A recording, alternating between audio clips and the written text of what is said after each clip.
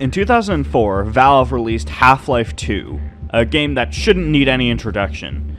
But if you do happen to be unfamiliar, it's a sequel to Half-Life, the 1998 game that defined the entire shooter genre going into the 21st century.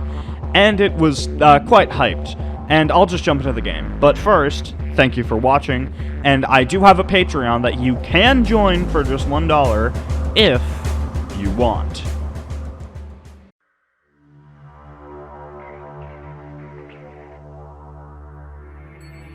Rise and shine, Mr. Freeman. Rise and shine. Not that I wish to imply you have been sleeping on the job. No one is more deserving of a rest, and all the effort in the world would have gone to waste until... well, let's just say your hour has come again.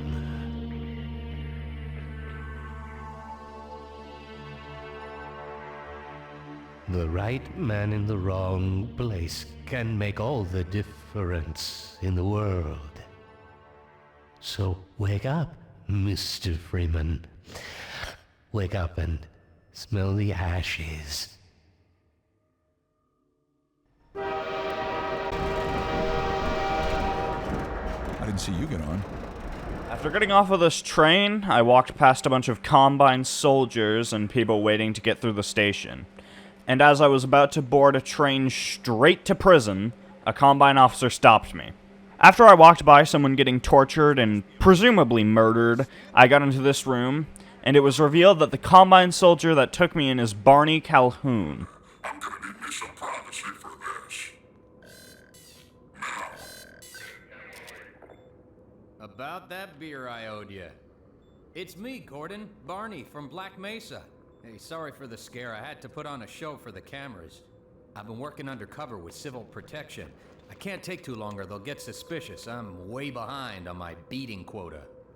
Yes, Barney, what is it? I'm in the middle of a critical test. Sorry, Doc, but look who's here. Great Scott! Gordon Freeman! I expected more warning. Yeah, you and me both, Doc. He was about to board the express to Nova Prospekt. Well, Barney, what do you intend? I'm thinking. Alex is around here, somewhere. She would have a better idea how to get him here. Oh, as long as he stays away from checkpoints, we should be okay. Listen, I gotta go, Doc. We're taking enough chances as it is. Very well. And, Gordon, good to see you. Okay, Gordon. You're gonna have to make your own way to Dr. Kleiner's lab. Oh, man, that's what I was afraid of. Get in here, Gordon, before you blow my cover.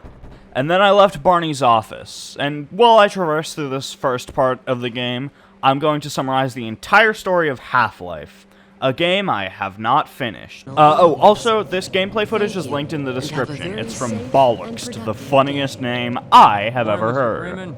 Okay, basically, Gordon Freeman is late for his job at Black Mesa Research Lab in Union County, New Mexico. Probably, I just kind of assumed that it was near Black Mesa, Oklahoma, which borders Union County, New Mexico, so I don't know. It could be in fucking Colorado for all I care. At Black Mesa, Gordon does some science shit and causes an alien invasion from the planet Zen. So Gordon escapes to the surface with some help from the scientists, and now he's fighting aliens and the Marine Corps, who have been called to cover up the failed experiment. 30%. After failing to close the Zen portal with a satellite, Gordon gets captured by the Marines and left to die in a garbage compactor. How fun. Gordon arrives at the Lambda complex where it's discovered that he needs to go to Zen and kill the Nihilamp, a weird-ass alien guy.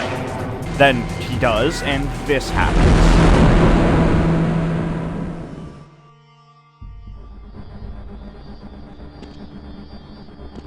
Gordon Freeman in the flesh.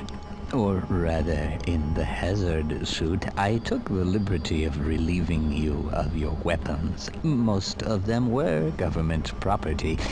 As for the suit, I think you've earned it.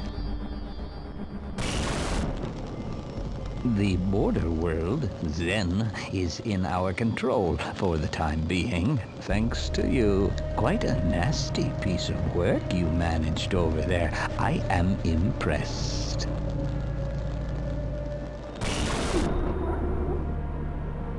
That's why I'm here, Mr. Freeman. I have recommended your services to my employers, and they have authorized me to offer you a job. They agree with me that you have limitless potential.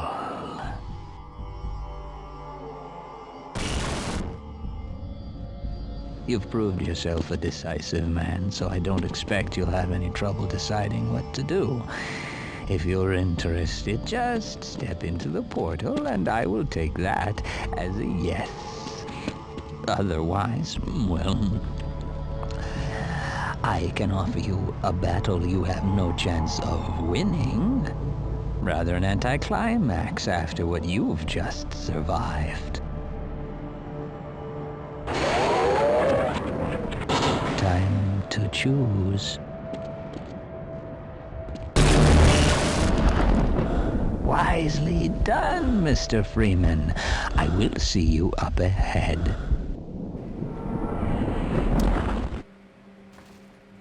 And now Gordon is left in stasis for 20 years. Gordon went into stasis in New Mexico in 4x3 somewhere between 2000 and 2009, and woke up in Eastern Europe in widescreen somewhere between 2020 and 2029. Alright, now I'm through the City 17 Plaza, and I'm in an apartment building that's currently being raided by the Combine. To escape them, I needed some help from the rebels to get onto the roof.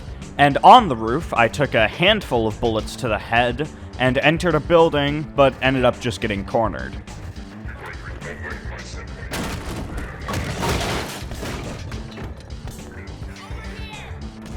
Ha! No, you don't!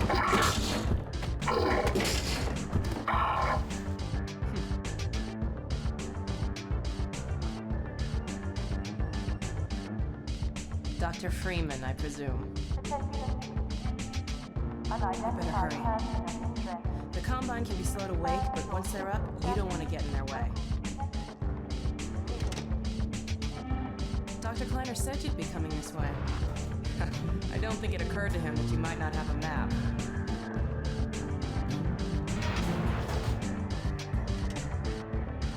I'm Alex Vance. My father worked with me back in Black Mesa. I'm sure you don't remember me, though. We got on an elevator that just so happened to lead into Dr. Kleiner's lab, in which he greeted me and his pet head crab climbed into the vents. I'm sure that won't cause any issues. After that, Barney showed up to give me the hazardous environment suit. This first chapter, Point Insertion, is pretty good. It shows the basic physics system, which, while not super intricate, is utilized far better than most games use much more intricate physics systems.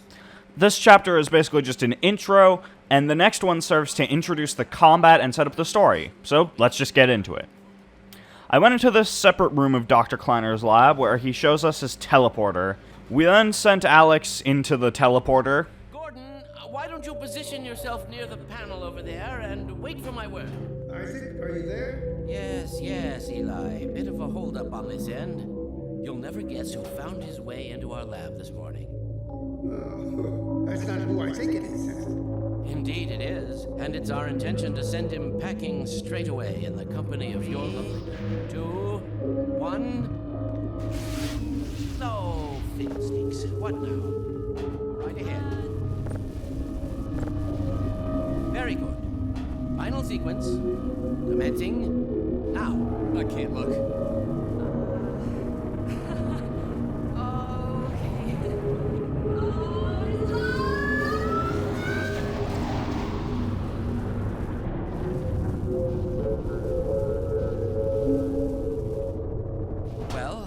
Did it work?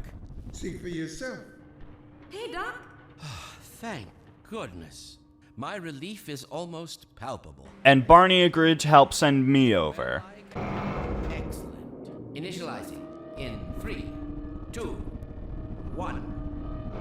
Barney, if you'd be so kind. Good luck out there, Gordon. Yes, indeed. We're ready to project you, Gordon. Bon voyage, and best of luck in your future endeavors. Final sequence. What the hell? What is it? It's your freaking headhopper! He's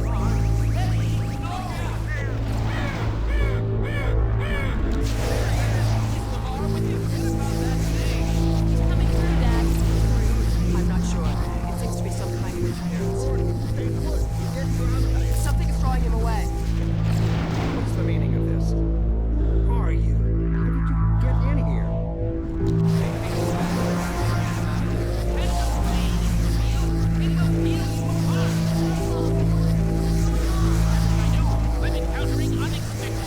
Don't worry, Gordon. There he is. Oh, he's seen again. All but certain. Gordon Freeman.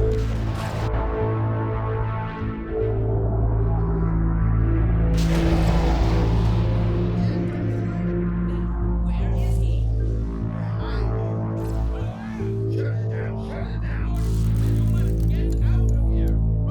Get down out of sight. I'll come find you. After being unlawfully photographed by the Combine scanners, Barney came out from behind Kleiner's lab. Hey, Gordon! The Citadel's on full alert. I've never seen it lit up like that. Get out of City 17 as fast as you can, Gordon. Take the old canals, right? They'll get you to Eli's lab. It's a dangerous route, but there's a whole network of refugees, and they'll help you if they can.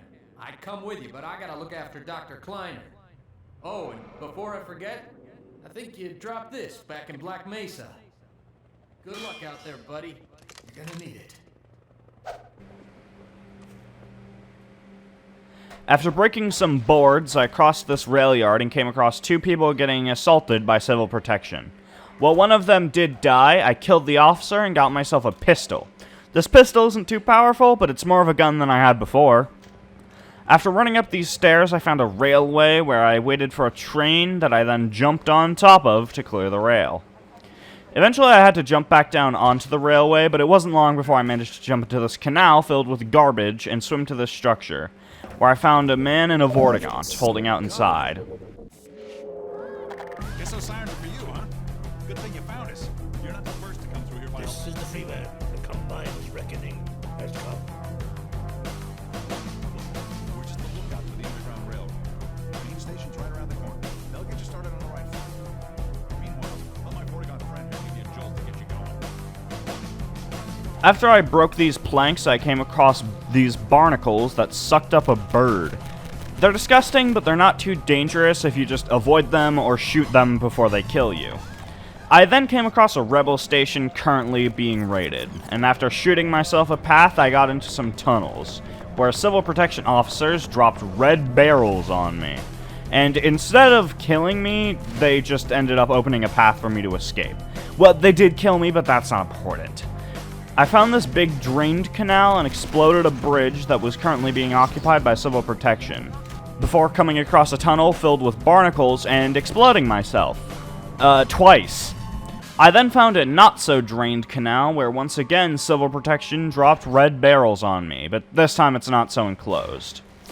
I found more tunnels and struggled an embarrassing amount with extremely basic physics puzzles, and found myself in a helicopter chase. It was extremely brief though, it just leads into, you guessed it, more tunnels. Although in these tunnels I came across a little hideout. Get in, hurry! Civil protection is on to us. We're tearing up the railroad, covering our tracks. Looks like you're gonna be the last one through.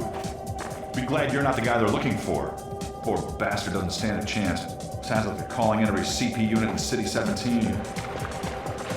Now they're flooding the areas up ahead with manhacks. You better get going before they sweep through here. Oh shit! Too late!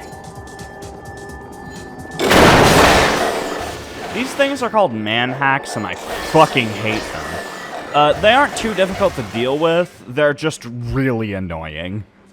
Anyway, I came across some civil protection units with SMGs, so I killed them and took their guns. A lot of these action chapters are pretty samey, so I'll just be updating you with stuff that's interesting.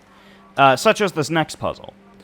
I found this big room filled with manhacks and explosives, and at the bottom, a sewer area with a tunnel above the water that I need to cross.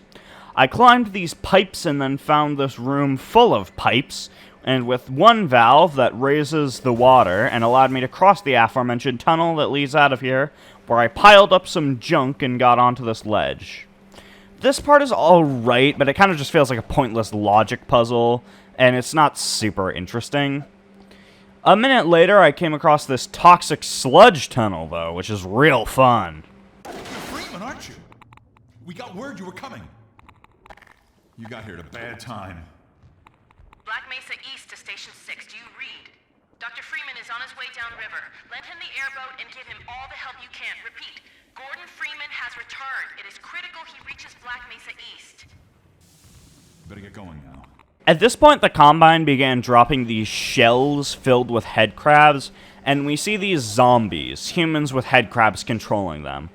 Well, it's not explicitly stated in the game, to my knowledge. It's some interesting and horrifying lore that the human part of the zombies still feel all of the pain, and their screams are actually of pain and horror. And reverse, they are actual cries for help, although I don't think they're actually taken from people in danger. Anyway, I cleared that area and found an airboat. And then I came sailing through the radioactive waste into Chapter 4, Water Hazard. Overall, this chapter was pretty fun, but the tunnels were pretty samey and started to get a little boring later on. I headed on through and found Station 7 with a suspicious suited man outside of it. Inside, I found some zombies and a corpse. In other very fun, cool, wholesome trivia, this corpse model is actually a recreation of a real burnt corpse, and I'm not sure it's exactly legal for Valve to show their employees burnt corpses for a video game, but, you know, whatever. Anyway, I took the loot from Station 7 and got back into the rivers of toxic waste, just like Los Angeles. I found another puzzle here. I just needed to stack these barrels under the ramp so the airboat will go over it. Pretty simple, and at this point I do think the physics puzzles are starting to get established enough, and I don't think I'll need any more. After murdering some Combine soldiers, I found a big dam facility. There are only a few Combine soldiers here, but one of them is behind a mounted gun, and is pretty easy to trick by just holding an object in front of your head. I carried on and found this puzzle. I need to explode the barrel here, which will let this metal fly and destroy the blockade. Now the path is clear, but the Combine have shown up in the facility, and I have to run back to my airboat. I quite like this segment. It just subverts the previous sequence you took and puts you in the position of your old enemy. I hit the open canal and came across a bunch of Combine soldiers before finding another gate. This time, it's open, although the Combine shut the gate as soon as they saw me. I then had to work my way through part of the facility with a helicopter above my head. I also got a revolver here. It's a fun gun. That's all I have to say about it. I entered this warehouse where somehow I didn't die and eventually came back out to the surface. The helicopter then chased me into this tower where 2 soldiers and 2 mounted guns sat. I killed the soldiers and fired on the heli just enough to scare it away, although I didn't end up taking it down. Although right after that, I came across another helicopter and cruised through sludge and got bombed by helicopters for about 5 minutes. Then I found this elevator. I don't even know if this is a puzzle. You just drive the boat onto the elevator and then lower the elevator. Then I got chased by the helicopter more. Woo! Alright. I've found this tunnel. I've lost the helicopter. Are you fucking kidding me? Now I'm stuck here. I've looked every way I could find. I have tried to get under all sorts of terrain, and I actually quit for the night when this happened. And then the next day, I checked a tutorial. Apparently this is the gate that I shot the helicopter at. I just got turned around and was trying to backtrack. I got back to where I was before, and this giant-ass tower got knocked down in front of me. I just went over it, though. It's actually incredibly easy. Next up, I found this puzzle where I actually lost the helicopter. I just needed to throw down objects to weigh this elevator thing down and hold up the ramp. Not too hard. Next up, I found a station in the tunnels. Well, I wouldn't believe it if I couldn't see it with my own eyes. Dr. Gordon Freeman himself.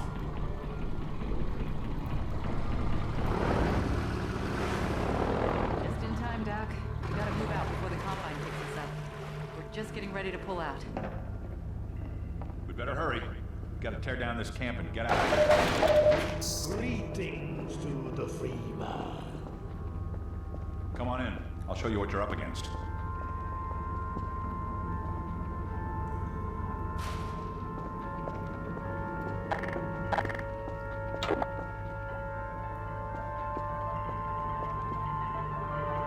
Here, take a look at this. This here is the dam. It's just up ahead. Eli's hideout is here, a stone's throw from the apron and nestled in the old hydro plant. But getting there, with that hunter chopper on your ass, next to impossible. Good news is, the Vortigaunt's working his magic on your airboat, so you'll have a little more firepower going forward. I think he's just finishing up now. Go on out.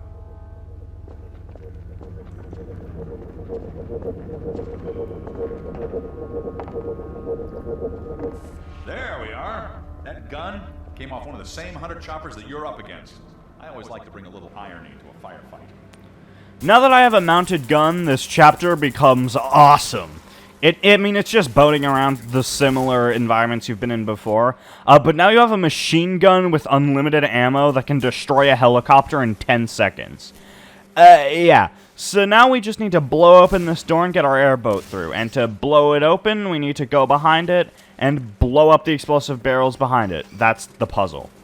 Well, I do think these puzzles are a bit overused. They do break up the constant combat a little, in a way that is quite interesting. I found this massive open water field valley thing, where I ran around gathering supplies and fighting off this helicopter until eventually I did blow it up. I carried on to another facility after that, where I took this enormous drop and fell down into Chapter 5, Black Mesa East. I got on my airboat and entered the airlock.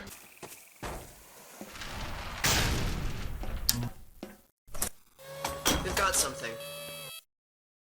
Okay, it's human. Hello? Take it easy in there. You're safe now. You'll have to forgive the scanning process. We can't take any chances. Dr. Freeman? Gordon Freeman? Is that you? You've made it here this quickly. Well, Eli is going to be amazed, not to mention relieved. I'm Dr. Mossman, Dr. Judith Mossman. I've been hearing about you since long before the Black Mesa incident. Oh, Black Mesa. I do so envy you working with Eli and Dr. Kleiner when they were at the top of their field. Ah, there we go. You can come through now. I was immediately let in and taken down to Eli's lab, where I was ready to join them in whatever ventures they're doing. Also, this Judith woman seems to know a lot about science and has a lot of info about this facility. I sure hope she doesn't do anything bad with it. Eli, look who I found in the airlock.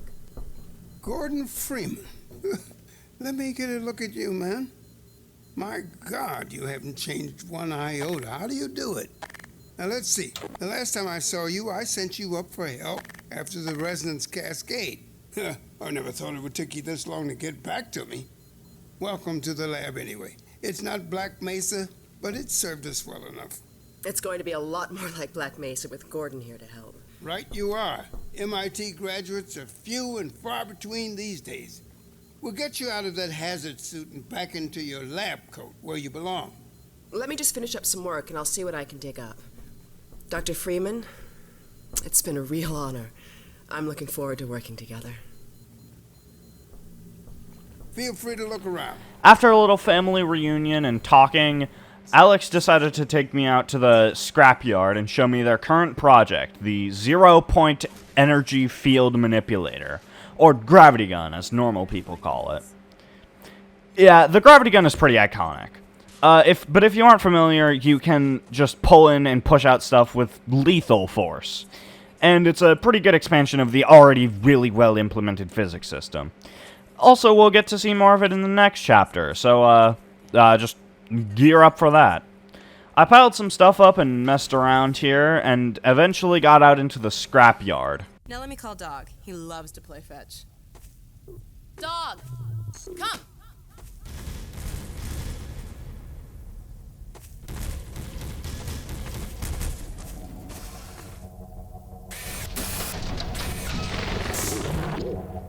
Good doggy.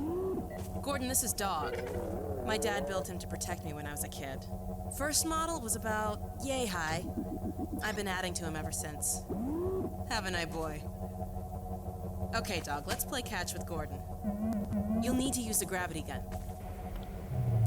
Go ahead, dog. Throw! I had the absolute time of my life playing fetch with Dog. Although eventually this happened. No, boy. Down. Put that down. What is it, dog? Oh my god, what was that? Scanners!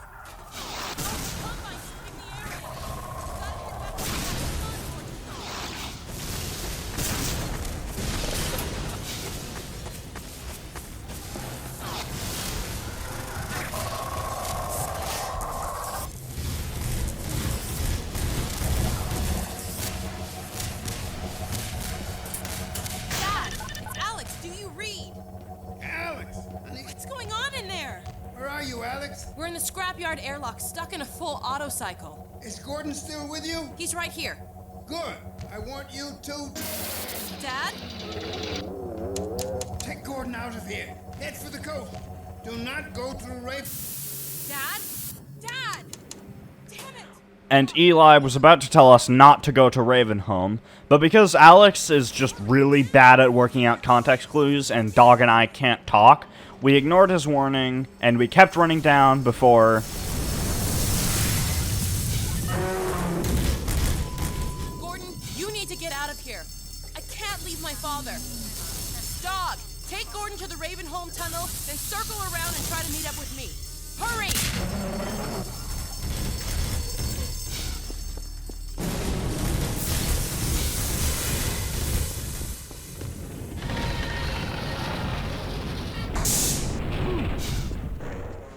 Dog let me into the tunnels in Ravenholm, and I climbed this ladder to get up here. This marks the start of Chapter 6, and also the end of Chapter 5, surprisingly. Chapter 5 is pretty much just people talking, playing fetch with Dog, and getting your gravity gun, but I think that's fine, as it would feel kind of weird for Water Hazard to directly precede Ravenholm. Regardless, I entered a wooden shack filled with saw blades and explosives alongside a handful of the undead, who can be killed with those saw blades. I also found this weird-ass cutting contraption that will instantly kill anything it touches, including me. And in the alleyway, I heard the yelling of a clearly insane man. Said they have become like these peculiar demons which dwell in matter, but in whom no light may be found. Also, you can launch these red barrels and explode them with the gravity gun, although it seems this zombie can too. I found this big open area in the street, and the crazy guy from before saw me. Luckily, he didn't immediately kill me, but I did not get his help. The next puzzle was to just get across this fence, but it was electrified, so I couldn't just climb through it. I needed to go around the building that the guy was on top of, and I did. So I flipped a switch, headed back down, and crossed this fence. And on top of the roof, once again, I was greeted by the guy. Brother, make free use of my traps, but take care not to fall in them yourself. Behind you! In Ravenholm, you do well to be vigilant. I jumped onto the scaffolding and pressed on, eventually landing in a different alley. And in this one, there are cars that I can drop on zombies with levers, which, if nothing else, is just awesome. There are 2 cars, and one of them I need to drop down and climb on top of to continue. Better and better. I am Father Grigori. You have already met my congregation.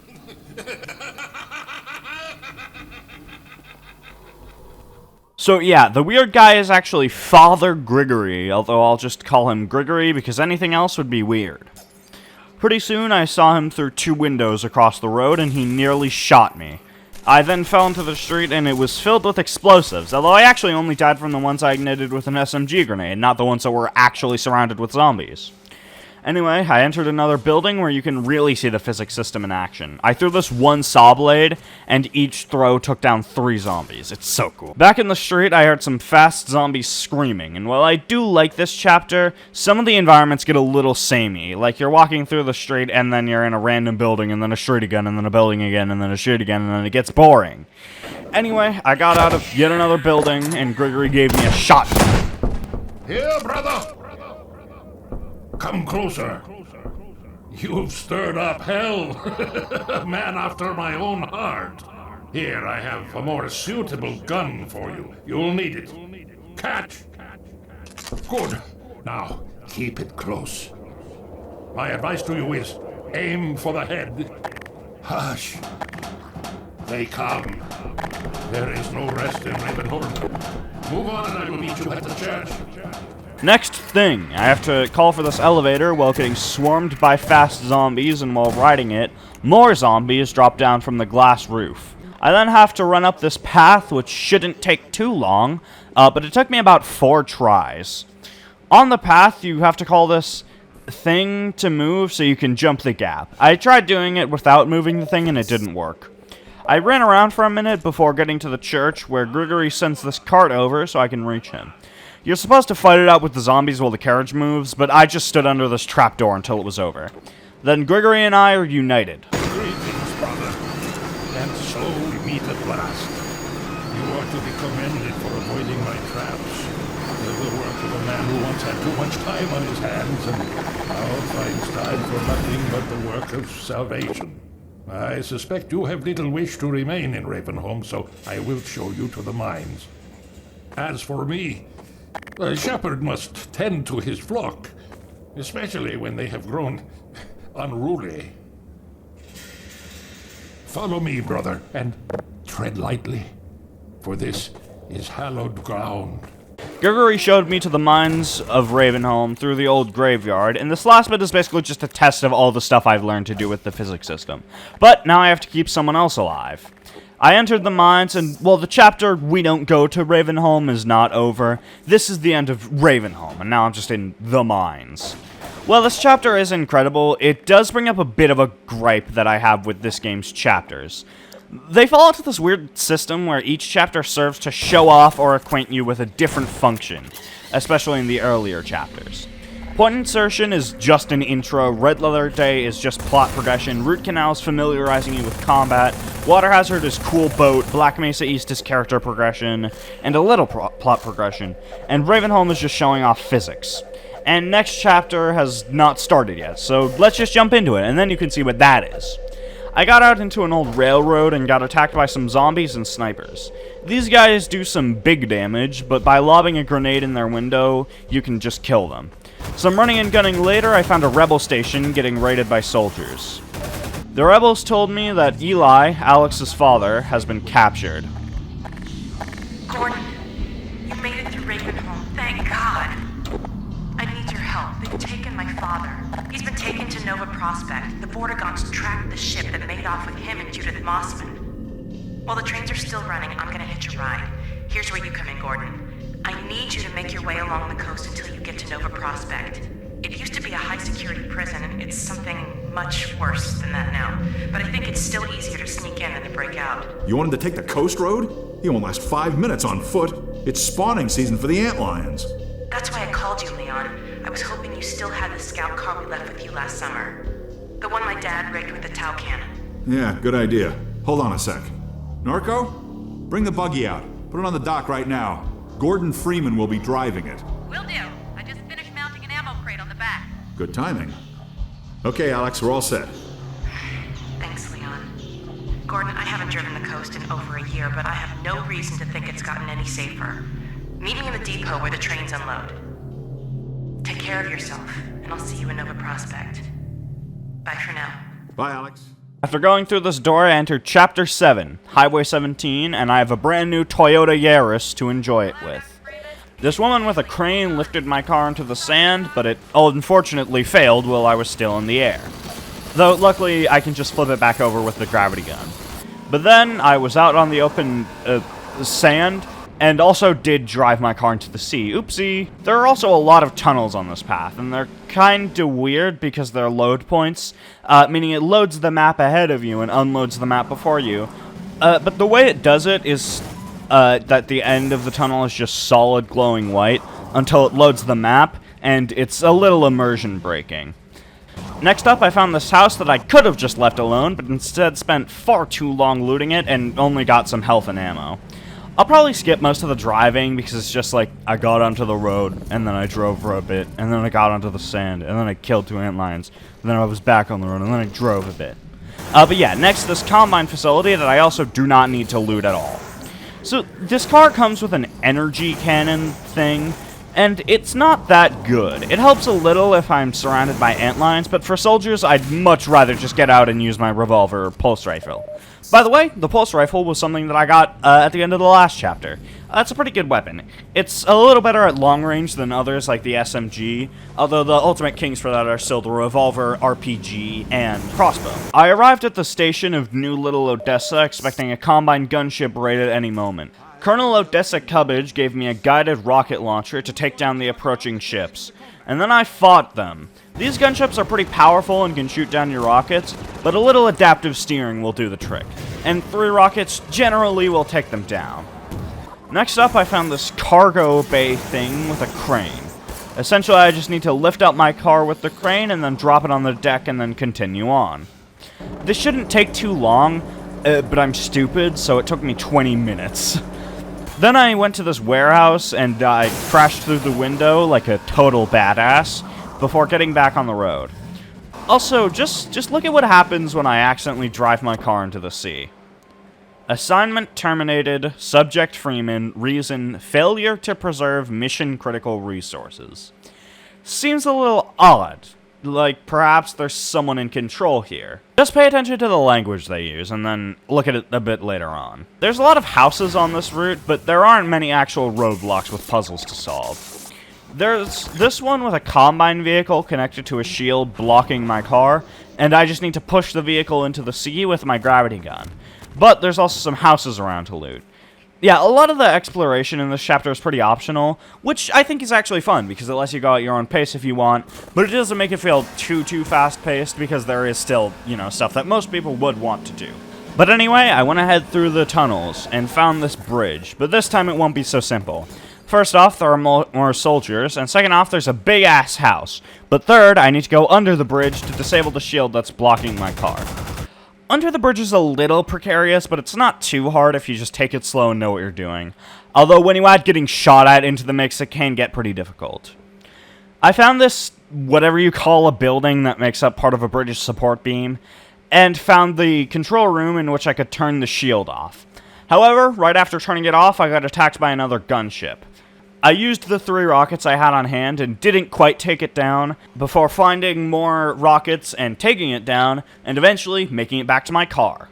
See, this bridge is actually for trains, and as I drove down the tracks, a train did just so happen to come through, and the first time that happened, I died.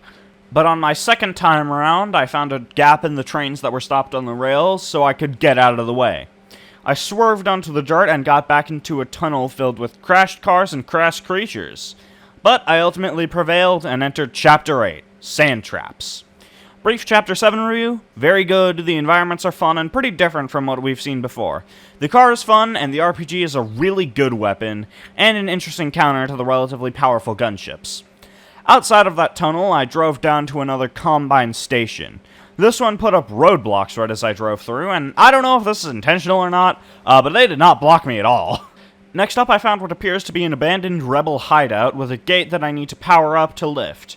Inside of the hideout, there are 2 car batteries, and an array for 3. The third battery is just outside next to, you guessed it, a car. Not super complicated, but right after that, more Combine soldiers arrive, though it took them long enough to show up that I could just drive off. Then I found this lighthouse surrounded by a rebel station. It turns out they're expecting gunships at any time, just like Little Odessa. And right as they told me that the Combine are looking for my car and I stowed it away, gunships arrived. On top of dispensing gunmen, these dropships also have machine guns with relatively similar power to that of a gunship. And I hate them.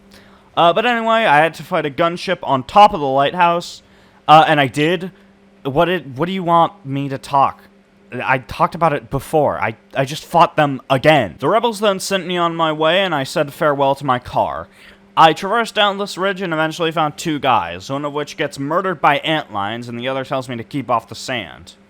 So, in this part, if you step on the sand, it spawns antlions. And while there is an achievement for it, and it would save me some health if I didn't walk on the sand, I just ran on through. I then found this guy, called an antlion guard, or as the Vortigaunt calls it, a myrmidont. Its combat is pretty basic. It can hit you from close range, or it can charge at you, both attacks doing huge damage. Although, with enough ammo and time, I did kill it.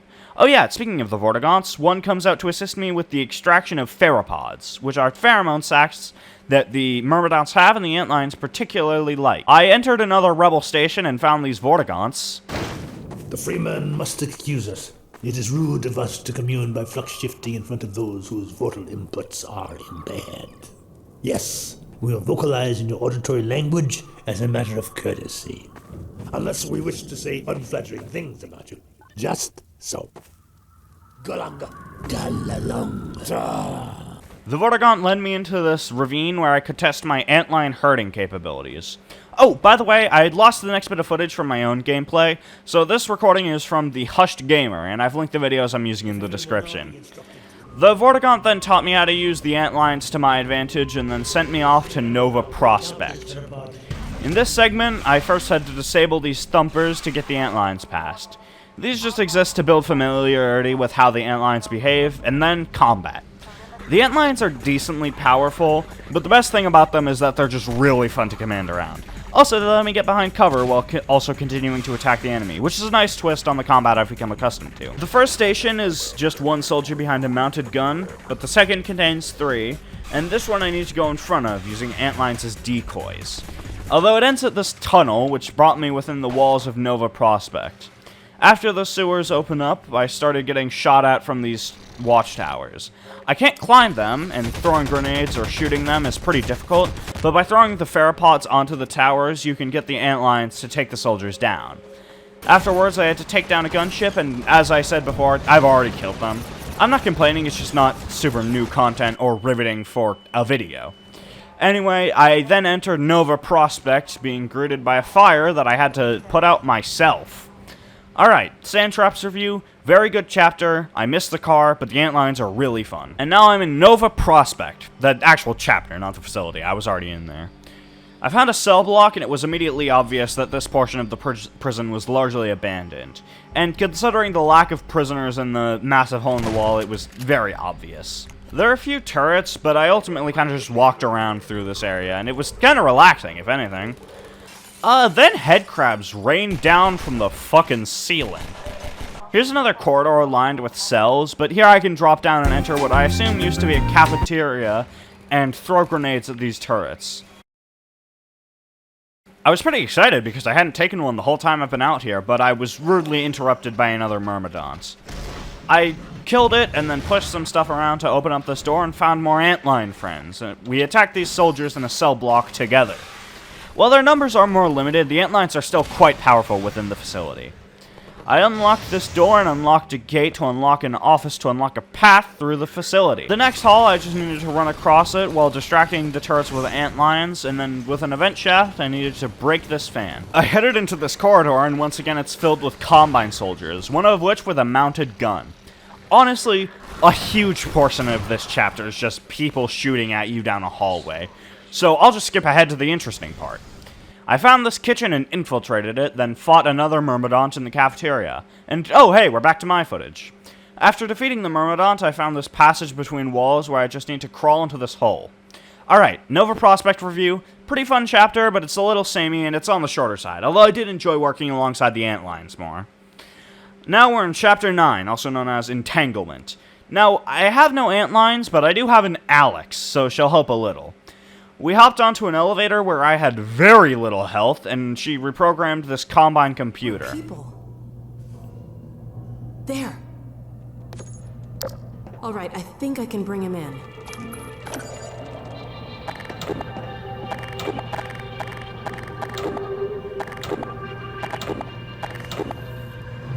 There.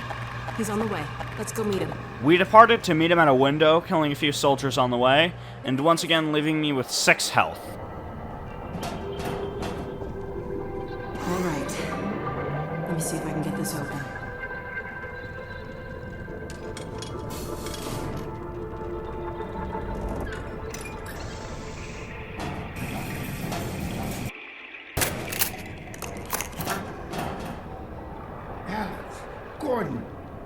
Is that really you? I can't believe you found me.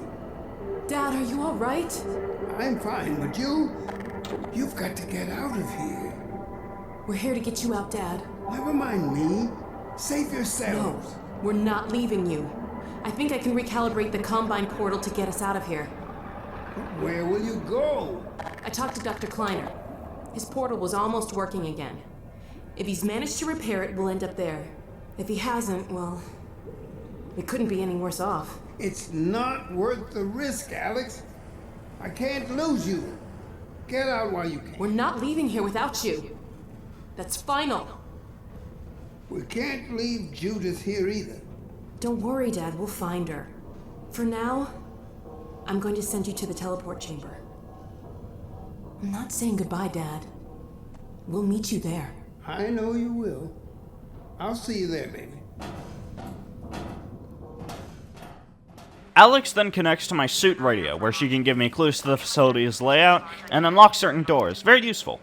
She can also tell me if soldiers might be inbound and let me know if she'll be showing up in person soon. I'll let you know that while fighting the upcoming soldiers, I was still on very low health, and basically 1 or 2 well-placed bullets would have been my downfall. Speaking of... oh, wait, no, that wasn't related. I needed to unlock this shield with a grenade, as clarified by the infinite supply of them 5 feet away. I found a control room with some Combine soldiers inside, but more importantly, turrets. And now, I just need to hold out until Alex shows up. This segment is pretty fun. It's mainly running between each side of the room, making sure that your turrets all are holding up, but it's still pretty fun. I enjoyed it. Alex shows up after the Combine have sent a few waves of soldiers and connects to this computer.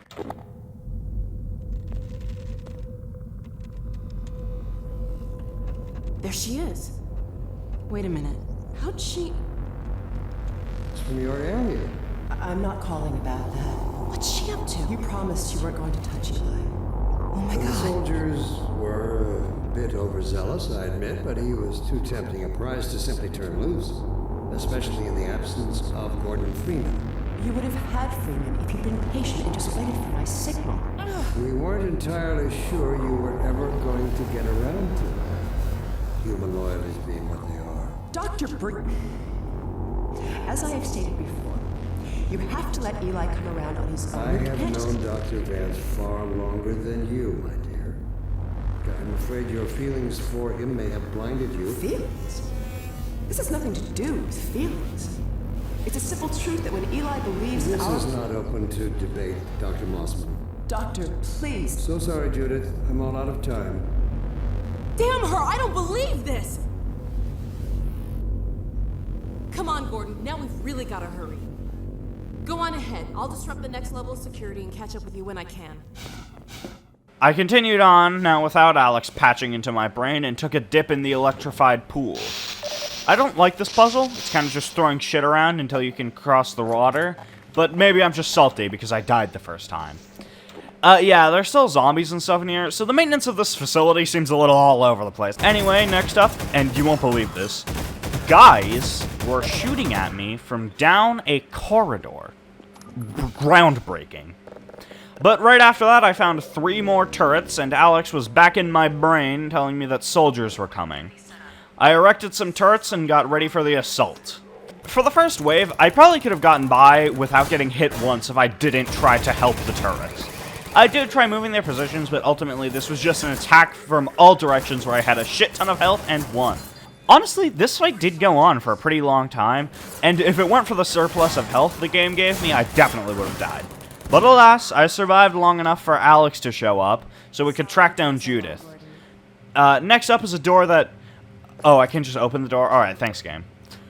Another Combine ambush and drained health refiller later, we patched in and knew exactly where Judith was. Down the hall to the left. Yeah, she's like 40 feet away. We may need her to get out of here.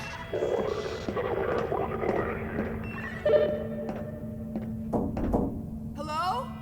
Oh, thank God someone... Alex? Gordon, how did you get in here? We know all about you and Brane. What? You've been a spy for the Combine the whole time. What are you talking about? Damn it! Move back, Mossman. We're coming in.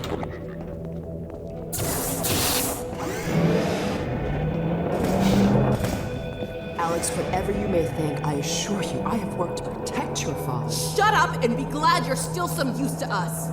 We're going to reconfigure this teleport and get the hell out of here. You see, we're working to the same end. I've already reprogrammed the modulator to emulate a Zen relay. That's my father's work you stole. It's my work, too. And I had to prove to Dr. Brane that your father would be the most valuable member of any research effort going forward. Enough of your bullshit! Look, Gordon, there's my dad. I'm going to bring him in. You found Eli? No thanks to you. Just enter the coordinates for Dr. Kleiner's lab and let's get moving. But we need access to the teleport platform and we're locked out. I'll take care of that.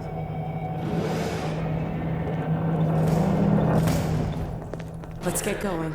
Afterwards, we visit the teleporter the Combine are developing, and we bring in Eli and get him ready to teleport. Wow, this Judith woman sure seems to know a lot about this teleporter. Hope she's not planning anything nefarious. We're in Nova Prospekt, and we're running the Zen emulation for the first time. Are you ready for us? Ready, willing, and fully enabled. Good. We'll send my dad through first. He's in position for... What's that? Hold on, gotta bring this back down.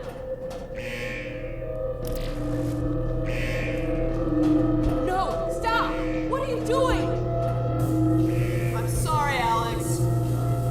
Only... No! Get back! What's going on, Dad! Alex? Jonas! No! What's happening?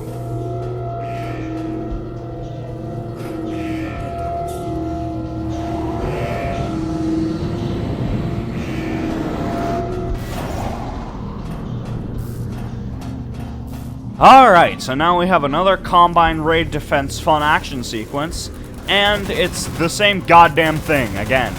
These repeated sequences are alright as long as they're not too samey, but they just don't make very action-packed content when it gets repetitive.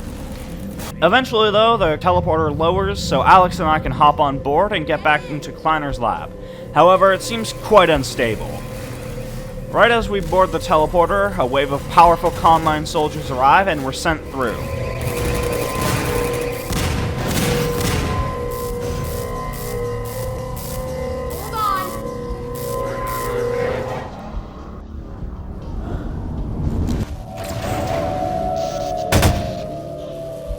We made it.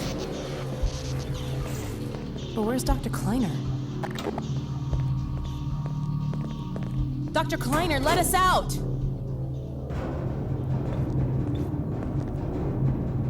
Alex?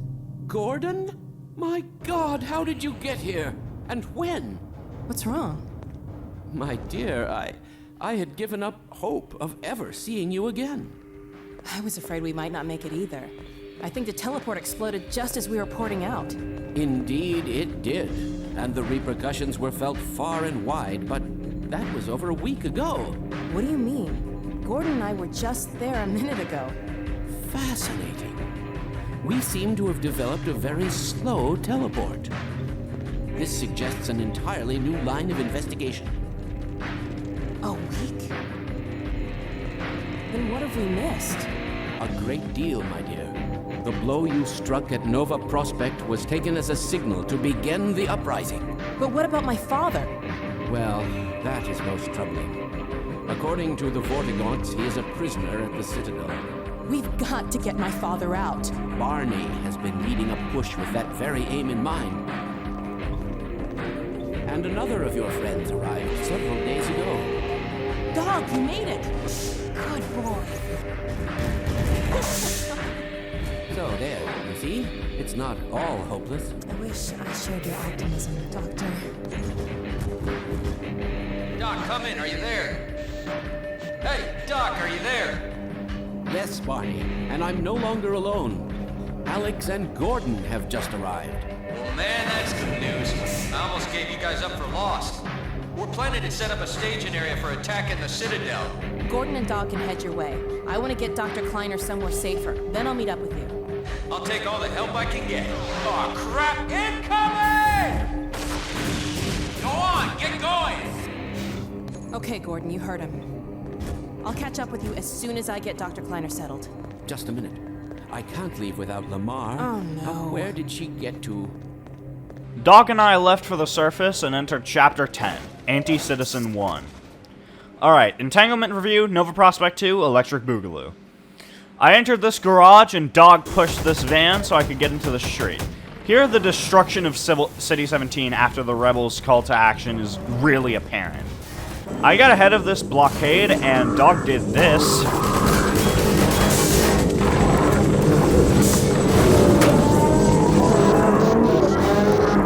I then found a group of rebels in what used to be the City 17 Plaza, tearing down a display of Dr. Wallace Breen. And then they chose to follow me into combat once they were done. I then went through the alleys and into the street where I was attacked by a Strider, although it ultimately was carried out on a dropship before we could take it on. Back in the alleys, there was a bit of a callback to Nova Prospekt, and by that I mean guys were shooting down at me from a hallway, except now it's an alleyway. I entered this apartment building and was confused as fuck how to get out, and 4 people following me and getting in my way didn't help. It turns out I didn't actually need to go up into the apartments. There was a door into the street, literally on the first floor. Back on the street, there was an apartment building. This one was inhabited by civil protection. Also, I actually needed to go up it. Next, this blockade, which seems to just have infinite soldiers coming out of it.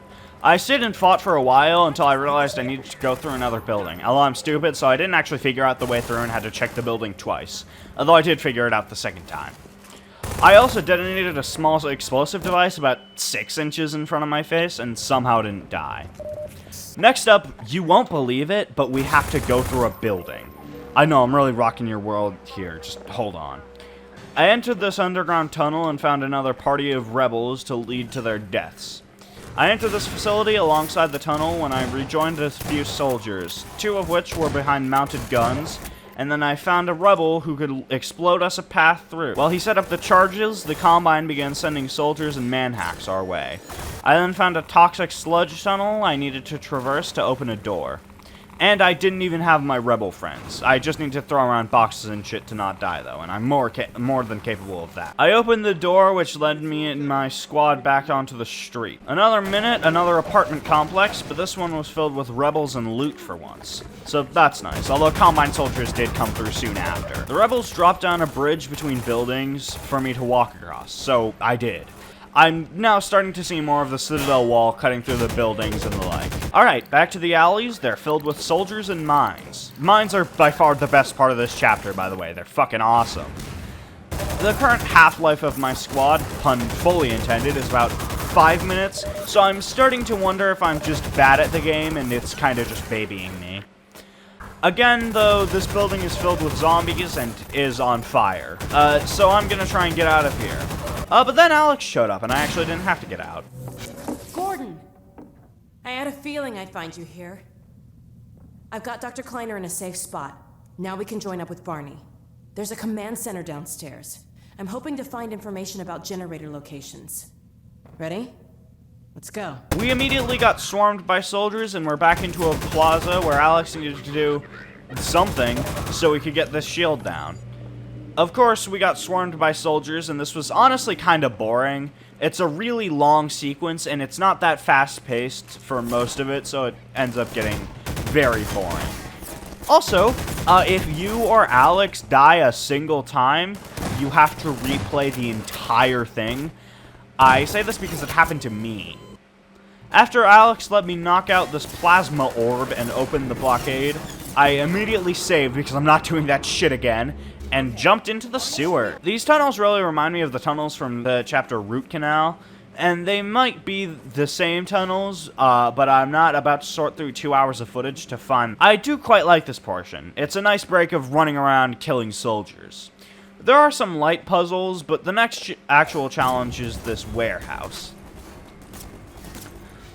I need to lift this elevator thing that would be more accurately described as a lift, but I already used lift as a verb in that sentence, so it would sound weird. And I fought the soldiers that had been shooting down at me. Real convenient timing, too, because more soldiers arrived right after. This bit is kind of annoying. Normally you can tell when a way forward is right, because it's usually the only way forward, but here there's a lot more uncertainty, and the movement is also pretty precarious, and soldiers constantly shot on me, which made it even harder. It's also not a very intricate puzzle. It's basically just climbing up a ladder and then jumping down from a railing. Also, I activated this mine and it exploded right at the moment I saved, so I had to go back down and do it all again. Anticitizen One review, good chapter, the mines are fun, I enjoyed fighting with the squad system, but it's still not a outstandingly good chapter.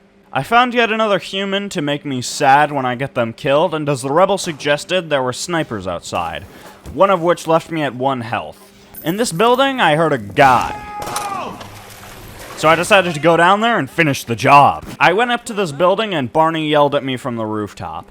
I just had to take down the snipers and we were off, backtracking through the city for a while and eventually... There's an old building up ahead. A bank or museum or something like that. Whatever the hell it used to be, now it's a nexus for Overwatch in City 17. It's the main source of pain for this part of town, thanks to a huge suppression device. It's raining down hell from the roof of that place. There it is, the Overwatch nexus. Looks like they're mobilizing big time.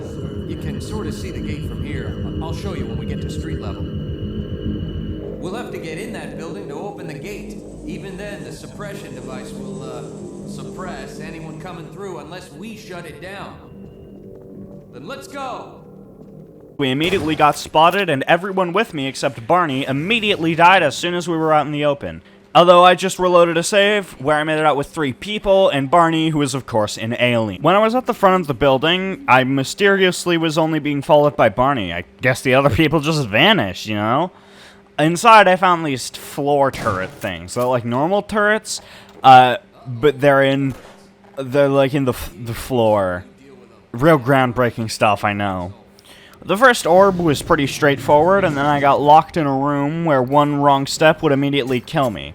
I actually really like this part, though. It's just parkour, but it subverts enough that it doesn't just feel like jumping around between random bullshit. A bit later, Barney and I were now locked in a room, now together, where we had to fight with soldiers and skirmish along the outside, before eventually they started cutting open the doors with lasers or something. And Barney told me to set traps for them, and those traps ended up killing a whopping 1 soldier. We took out the last core and headed for the roof, because I guess our gunship quota wasn't met yet. I took in more rebels, and we headed to the roof, where, wouldn't you know it, there's another goddamn gunship.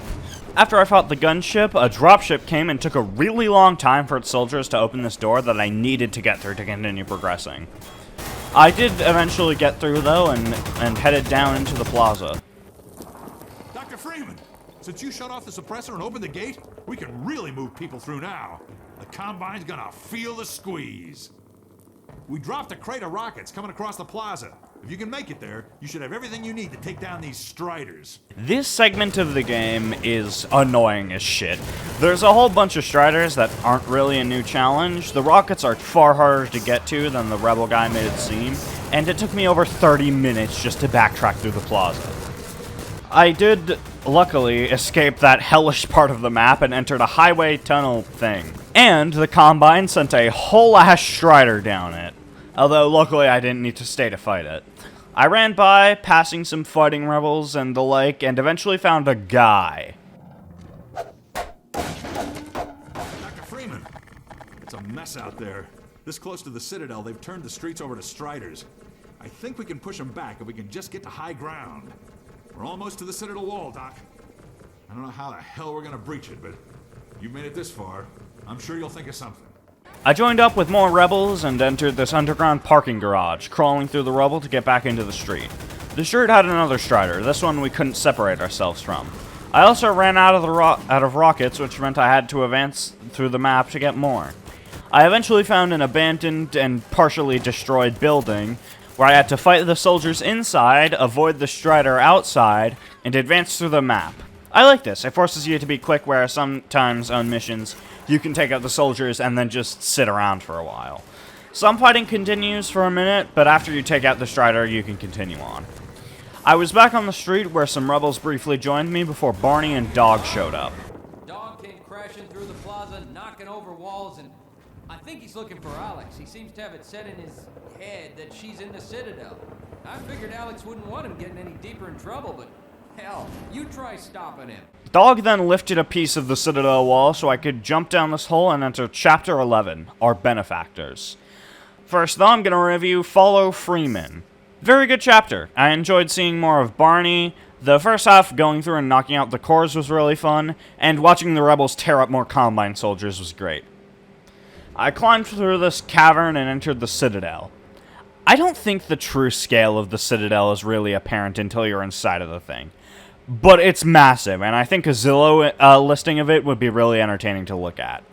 I hopped in one of these transport pods and got fucking disintegrated, and then I decided to hop in a different transport pod, and this is what I mean when I say the Citadel is bigger than you think.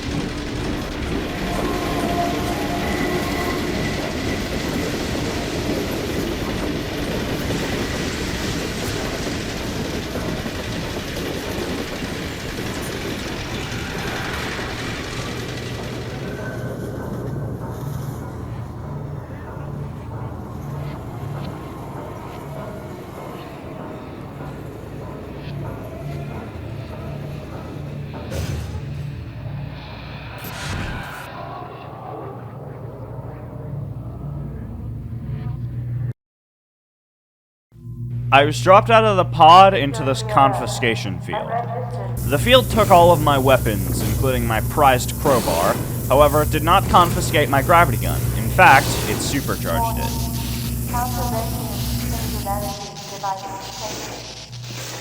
Now it can kill soldiers just by picking them up, or throwing them with the gun. Also, the Combine monitors frequently play Dr. Brane broadcasting from his office. And I like this touch. It shows the panic of the Combine trying to fight back against the increasingly powerful resistance. I found one of these shields that can be deactivated by pulling its core out. Additionally, I found one of these beams transporting hundreds of those energy cores, again showing the full scale of this facility and just how much power is running it. A good bit of this chapter is just to get familiar with the supercharged gravity gun and the nature of the Citadel's layout, so I'll just skip past the boring part here. I found this elevator, and I don't really understand why it went up super fast when I pressed the button, then came down at a medium pace a bit later, then went up very slow. Going up the elevator, I was essentially a sitting duck, as the game intended me to be. and it was fun having to defend against soldiers with no option to run, because at most points you can at least backtrack if you have to, but not here. At the end of this elevator, there's another broadcast from Brane. Tell me, Dr. Freeman, if you can. You have destroyed so much. What is it exactly that you have created? Can you name even one thing? I ran through some more hallways, through the dark energy particle fields or whatever the fuck, and I found this, well, I wouldn't call it a hallway, and it's man-made, or alien-made, so I wouldn't really call it a ravine either. God, these videos are just teaching me that I need to learn English. Whatever, there's a bunch of soldiers, and at the end, a Strider. The Strider is ordinary, however, owing to the lack of rockets, the only way to take it down is to lob energy orbs that I keep changing the name of at it. I died a number of times here, due to already low health and poor decision making, but ultimately I did beat the Strider with 3 health remaining, although at the end there was a health generator directly after it. Oh, by the way, the health generators in these last 2 chapters and the entire next game are all supercharged. They heal up to 200% suit power and do it super fast. I then took another ride through the Citadel.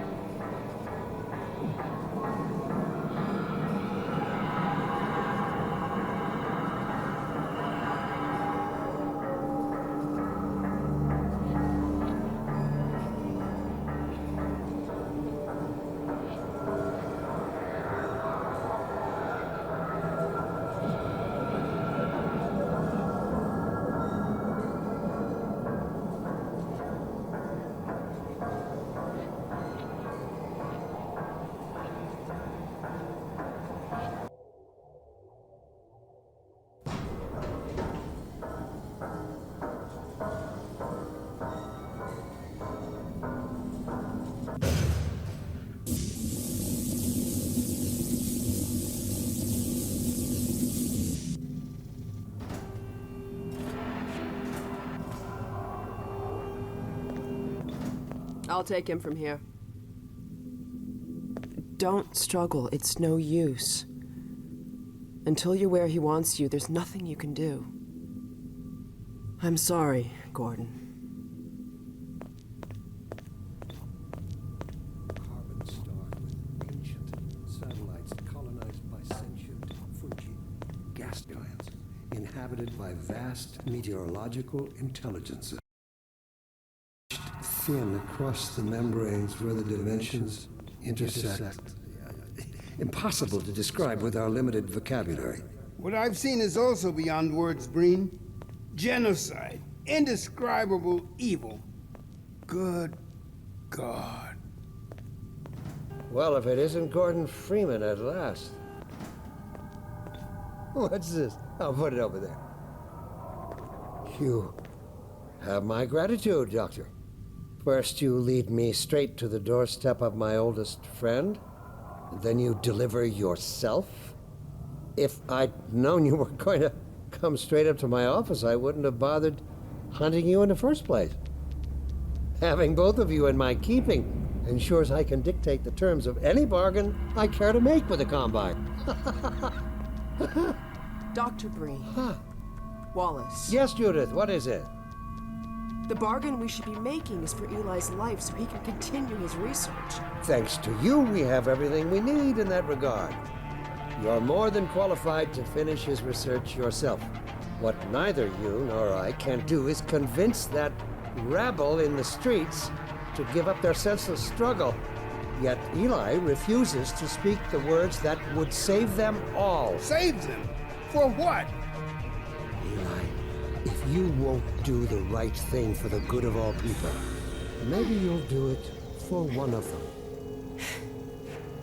Alex, honey. Dad. Gordon? God damn you, Breen, you let her go. That's all up to you, my old friend. Will you let your stubborn short-sightedness doom the entire species, or will you give your child the chance her mother never had? How dare you even mention her? Alex, my dear, you have your mother's eyes, but your father's stubborn nature. You haven't seen a bit of it yet. Really? Well, let's see how well it serves you on the far side of a Combine portal. Go ahead, Breen. If that's the worst you can do, send us both through your portal.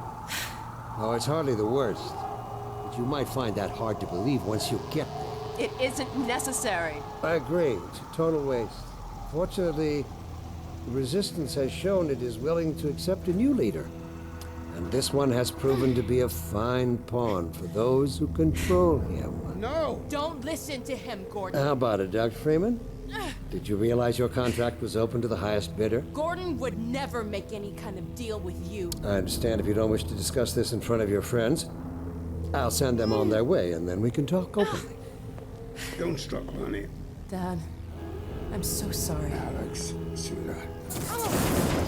Judith, what do you think you're doing? We're doing what I could never do alone. We're stopping you. Yes.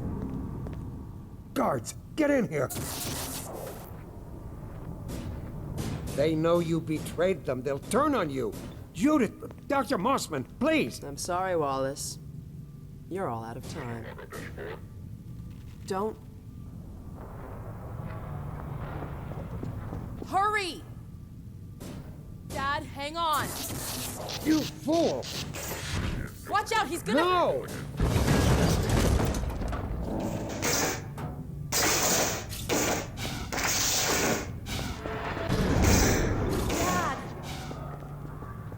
No. Don't worry about me, honey. There's no time, Alex. He's on his way to the portal. Now, Alex and I have to run after Breen. We took an elevator, and sorry for all the cutscenes, but on the elevator, we heard Breen talking. Hey, listen. That's him. The portal destination is untenable. Surely you can send somebody elsewhere. There's no way I can survive in that environment. Oh, somebody must be joking. I can't... There he is. All right, damn it, that's what it takes. Just hurry, he's right behind me.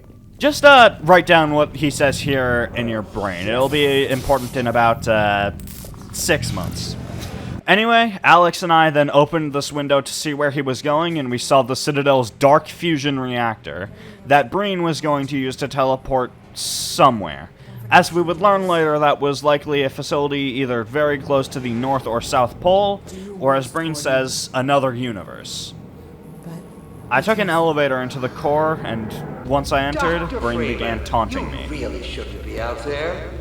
At the moment of synapse, as I teleport, this chamber will be bathed in deadly particles that have yet to be named by human science. Perhaps when I have the leisure to do the work myself, I'll name one of them after you. That way you won't be completely forgotten.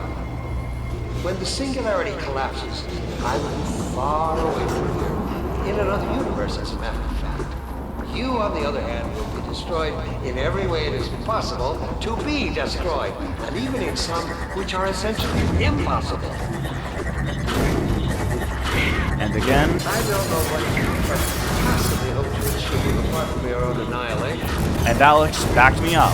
Don't listen to him, Gordon. Brane began ascending to the portal quite fast, but Alex kept encouraging me. And Brane kept bluffing. I could have told you that was pointless, Dr. Freeman. Eventually, I found my way into the core, where after a brief engagement, where I did come quite close to dying once again, I took it down.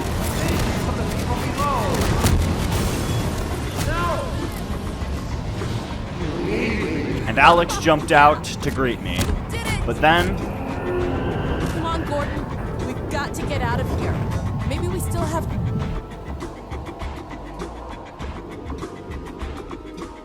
Time, Dr. Freeman? Is it really that time again? It seems as if you only just arrived.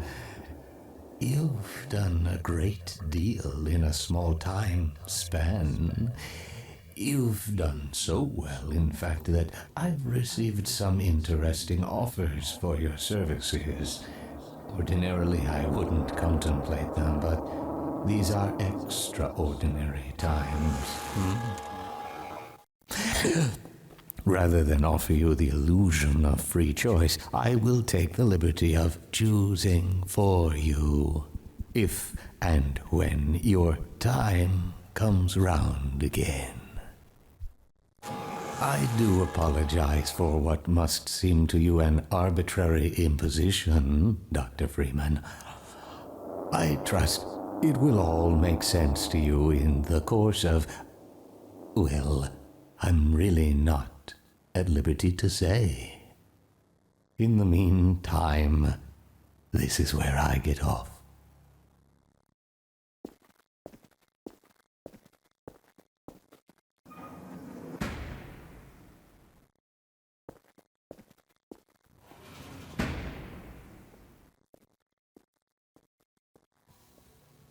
And that is the end of this game. Brane is probably dead, Alex and I are probably not, and the Citadel fucking exploded. This first game is really incredible. It sets up the story, the combat is really well done, and even if a little more simple than modern games, its physics system is still used extremely well. The pacing isn't perfect, though. It feels like there are a lot of blocks with a lot of storytelling and bits that are just action, but it's still very good. I don't know if people expected a Half-Life 3 or a Half-Life 2 Part 2 or whatever, but I could absolutely see this ending being a little unsatisfying if you don't have the now revealed episodes 1 and 2. Although, don't worry, there's a less satisfying ending on the way. And now, Half-Life 2, Episode 1.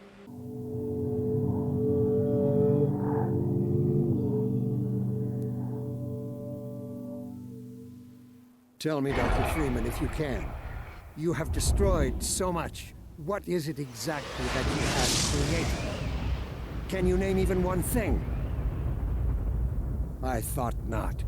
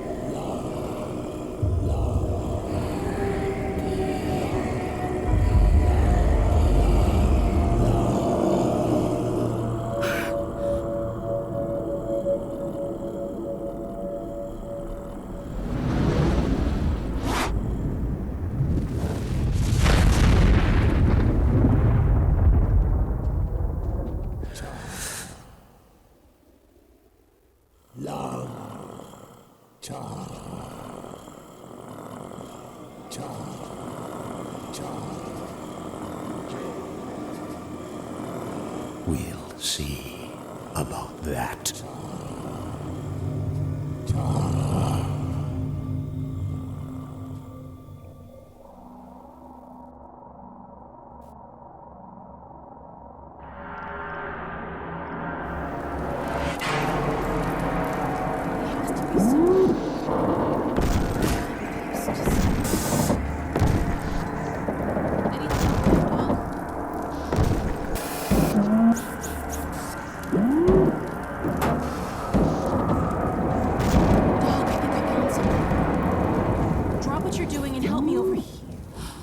God! Gordon! I was so worried. Hey, the gravity gun. Give it to him, dog. There, Gordon. Dog's happy to see you. I can tell. Okay, dog. Dog gave me the gravity gun, and I opened up this bridge. The Citadel's really coming apart. Eli then gives us a transmission, and Dog adjusts the signal so we can reach him. There we go. Hold it there. We got it. Dad. Alex, where are you? Please, God, tell me you're out of the city. Well, not quite yet. What? But listen, Dad, we found him. You found Gordon? I don't believe it. But listen, you two have to get out of the city. The Citadel could blow at any moment. There's no question that it will, I'm afraid. Our remote sensors indicate the process is accelerating toward a dark energy flare. Anyone left in the vicinity will be subjected to energetic events whose effects are beyond my powers of speculation. The ravages to cellular material are unimaginable. Stop! Dad? Oh dear, Eli, I'm sorry, but surely there's no need for undue alarm. Alex is well out of harm's way by now. Well, actually, we're still at the Citadel. What? Oh dear, but there's really no time. The core is exceedingly close to collapse. Why, there's no way to get far enough without first... Well, nothing short of a direct intervention in the core could possibly retard the reaction. You mean going in? Into the core, yes. But it's far too dangerous to consider. The chamber will be bathed in radiation. Well, you do have the hazard suit. If we found a way into the Citadel, it's possible we Alex, could... no! But Dad! Izzy, talk some sense into her. I'm sorry, Eli, but I don't see any other way. It would help us evacuate more citizens. We can do this, Dad. Okay, Alex, okay, just promise me. Promise me that you won't take a single unnecessary risk. I promise. I love you. I love you too, baby. I'll be praying for you. Don't worry. I'll see you soon. Dog then lifted up a dead gunship so we could jump onto this ledge, and I'm not really afraid of heights, and it's also not real, but this did scare me. After climbing across the ridge, Dog threw a whole-ass van at us. Look out! So, after about 10 seconds of convincing, Alex just lets Dog throw this van over the gap, without doing the math. Brace yourself, Gordon. Okay, Dog, let's do it. Before I change my... Okay. Careful, hold on. Whoa. Phew. Whew. Good throw, Dog. Now go, boy, go on. You'll be fine, just... Uh-oh. What now? Whoa. Hold on!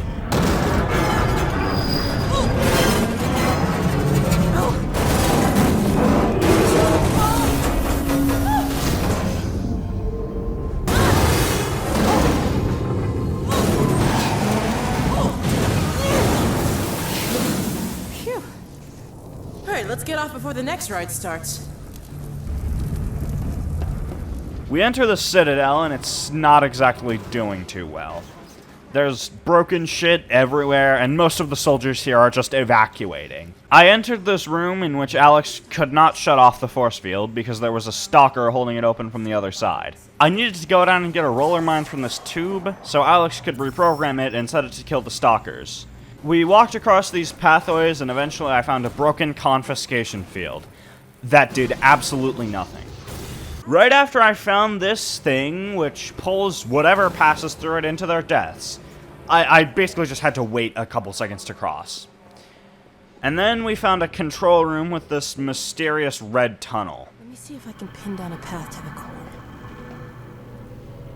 I can still deliver Earth, but not without your help. The portal destination is untenable. Surely you can set the relay elsewhere. There's no way I can survive in that environment. Thank God, it's just an old recording. The host body must be joking. I can't possibly. Oh, all right. Let me see Damn if it, that's what it find him takes. Just hurry. He's right behind me. Oh, shit. What the hell?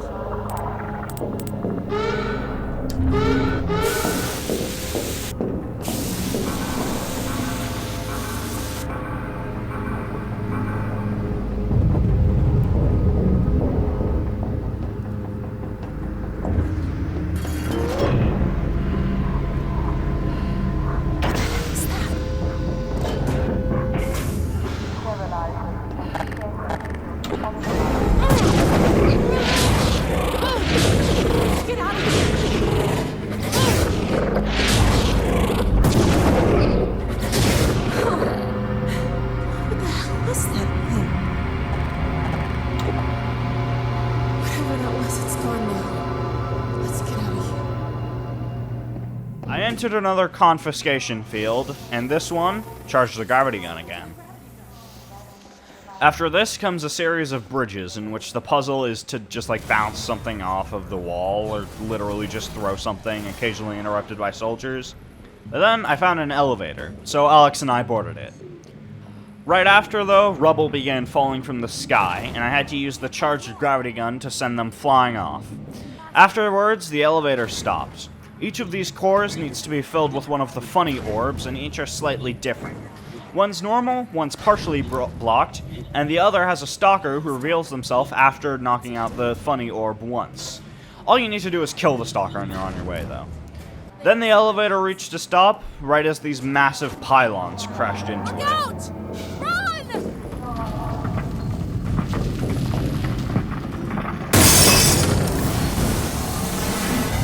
Oh, that was close. I then found an airlock leading us into Chapter 2, Direct Intervention. Alright, quick Chapter 1 review. It's an intro, but it feels less hand-holdy and a bit better paced than Half-Life 2. Alex looked at the core for a minute and then gave instructions to go down there and see if I can slow down the core exploding. In the core, there are more light bridges. These ones just need an orb, but there are some stalkers that need to be taken out first. I entered this facility, which shows the first beam thing I need to activate to delay the core. I just needed to grab an orb from outside and put it in here. I then walked around for a bit with no idea where the next beam thing is, and eventually was back in the core.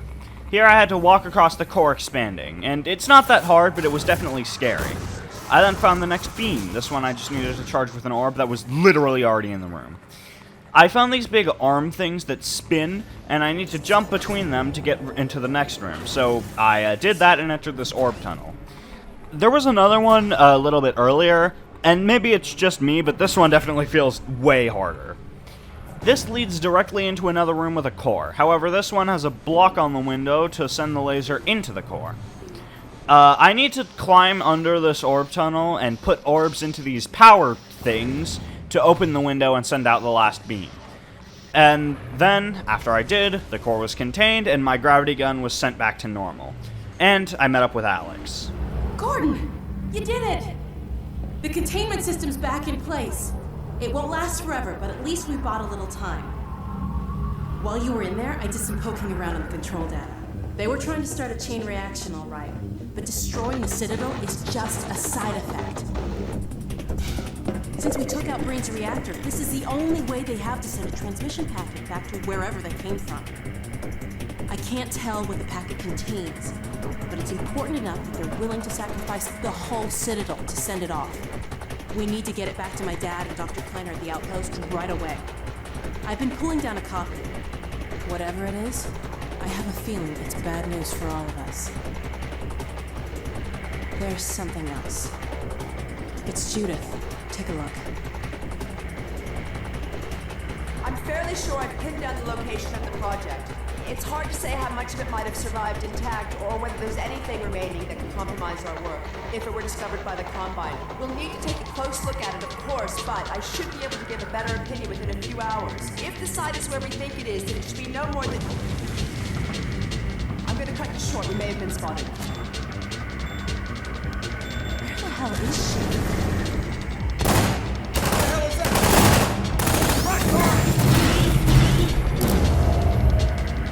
She's in serious trouble. We need to get this and the transmission packet to my dad. He'll know what to do with it. The packet's done copying. I've got it right here. Now let's get the hell out. The Combine quickly arrived, sensing that their data had been stolen. If only they had the sponsor of today's video, NordVPN. For legal reasons, I must disclose that this video is not sponsored by NordVPN. It's sponsored by me. Subscribe to my Patreon. We quickly took an elevator out and threw some reprogrammed roller mines at soldiers. And it is really funny to watch how utterly helpless they are against their own technology. We then got on a train filled with stalkers, and the Combine were pretty clearly pissed about us having this data. Well, that was a nice clean getaway. I don't know what's in this copy we made, but they're not thrilled about us having it. You know, all things considered, we're not Oh no. It's a stalker car. Combine. This is what happens to you if you resist. Or if you're just in the wrong place at the wrong time. God, I hope you don't remember who you were. Alright. Let's see where this train is headed. What's that?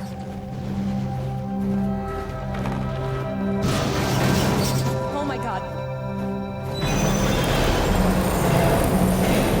Brace yourself!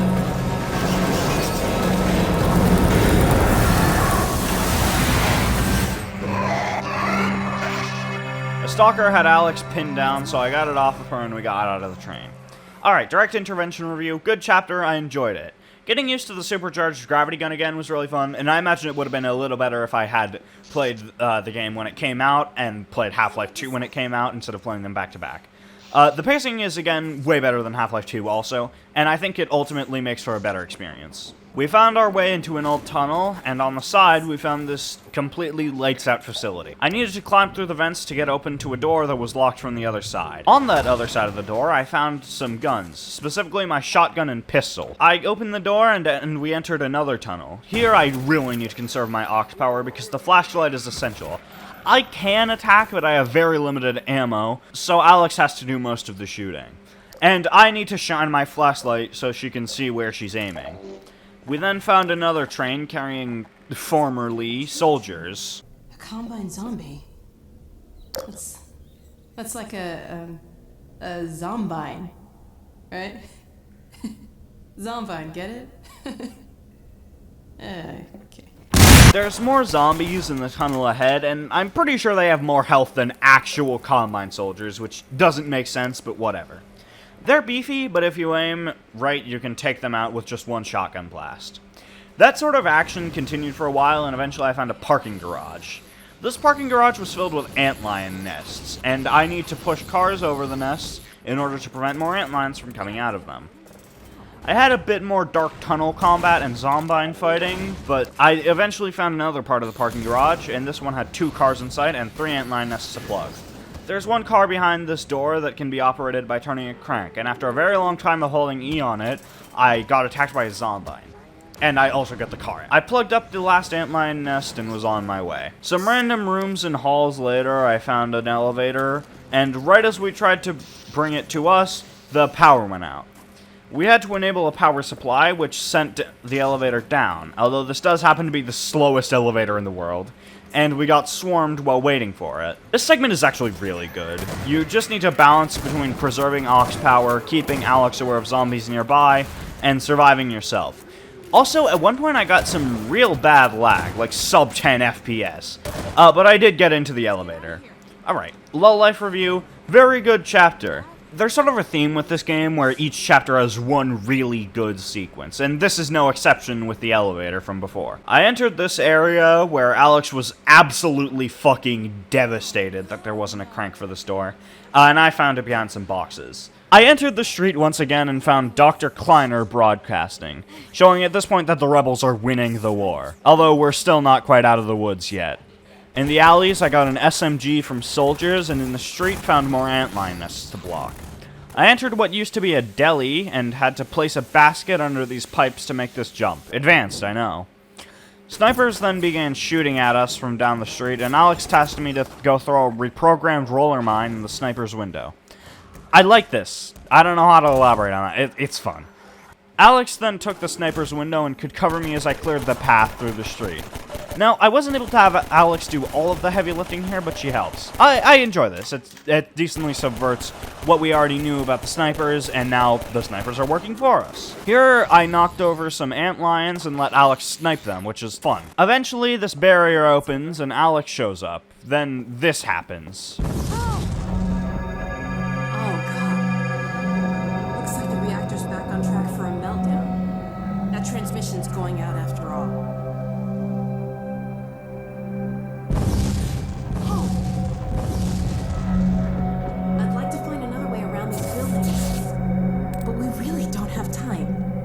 Okay, let's get in. We chose the fastest path forward through a Combine facility.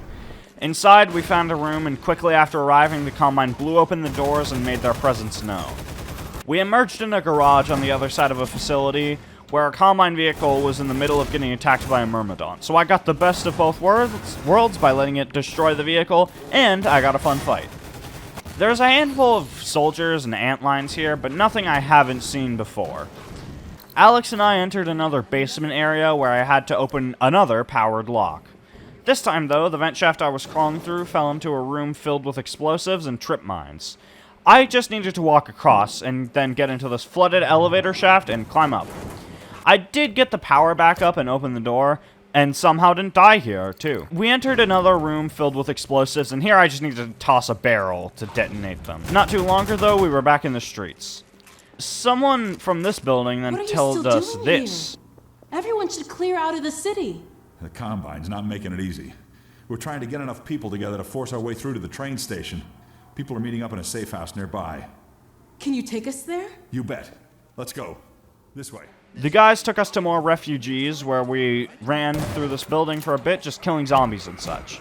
This building is weirdly confusing for a pretty mundane part of the map, but we eventually found Barney. Alex? I don't believe it. How the hell did you get out of the Citadel? We're not exactly sure. All I know is the Vortigots had something to do with it. But what about you, Barney? I'm doing okay, just going crazy trying to... They found us! Aw, hell, Gordon, were you followed again? We stole some information from the Citadel on our way out. I don't know what it is yet, but it's important enough that they've been hounding us the whole way here. Well, that puts the pressure on. Look, we gotta get moving. You guys know about the evacuation trains, right? Yeah. Yeah, well, we've been planning to make a push on the train station. Now it looks like we're gonna have to cut a path through every chicken ship Metro cop who's having second thoughts about defending City 17. If Gordon and I took a separate route, we could draw the Combine away from you. That'd give you a chance to get the trains filled up before we get there. Really? Well, if you say so. Now, come here, look over here. Okay, across this bridge, over the rooftops, is a safe path to the station. You two head that way. I'll hit the streets. I've been waiting. We'll meet you there. Sounds good. Let's go. Hey, Gordon, before you go, I was getting tired of carrying this around. Listen, I don't have many more of these, so try not to lose this one, okay?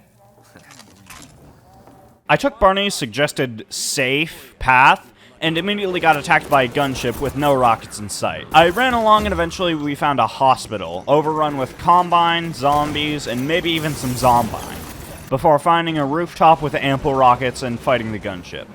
Again, I've already fought gunships, but this one is a little different with the destructible map, though it can be a bit slow, especially if you miss half of your rockets. The gunship then crashed directly into the building, and we entered another part of the hospital. This part of the game is great. It's fun, it's engaging, and the soundtrack is incredible. The song is called What Kind of Hospital Is This? And it's a shining example of video game music that stands on its own, and in the game. I felt like a total badass dying to a zombie 3 times.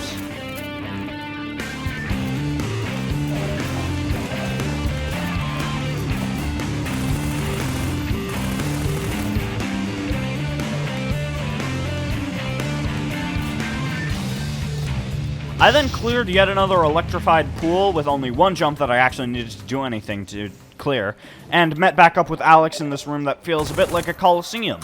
Turns out it briefly was when zombies showed up. I re-entered the hospital, but this was not quite as hype as the first run-through, though it's mostly just hiding from these turrets. Alright, Urban Flight review. As with all the others here, very good. The fight with the gunship was enough of a change to be fun. The hospital sequence was really fucking good, and again, it's a bit more digestible. But I will say, it doesn't have that distinctive a vibe that wasn't already achieved. For most of the chapters in this game series, each of them kind of has a vibe, and I like it. I think it makes each segment more memorable. Example, Dark Energy has the Citadel vibe, Water Hazard has the Kanal vibe, Highway 17 has the Coastal vibe, and I think Ravenholm created a vibe on its own. But this feels a bit just like more broken down City 17 from the end of the last game. Alright, now we're in Chapter 5, Exit 17. I entered a waiting room, found my way back out of the hospital, and got into this plaza. I found Barney, and we started evacuating refugees. The first group of refugees is no hostiles show up, and Alex remarks that we should have just taken them all at once. On the way back, manhacks show up, and then delivering the second party, soldiers show up. Then returning from that, a sniper shows up, and the third party brings more soldiers and mines. And eventually this railroad got blocked, forcing me to take a different path. Again, I started getting some pretty severe lag. I know they reworked the lighting engine with this game, so it's not too surprising that they'd have a few issues. I went back to Barney and took a fourth party of refugees, and here the threats are all the same, just more. The fifth party was the same thing, except now I'm bringing Barney too, because he's leaving with the last party. Also, this whole time, none of the soldiers I was moving died. Not a single one. After we entered the rail yard, Alex and I got split up by a Strider attack, so while she was on the train, I was just trying to avoid death. I climbed through the rail yard along the scaffolding, eventually making my way to a supply of rockets, where I took down the Strider and boarded my train with Alex. Here we go. We did it, Gordon.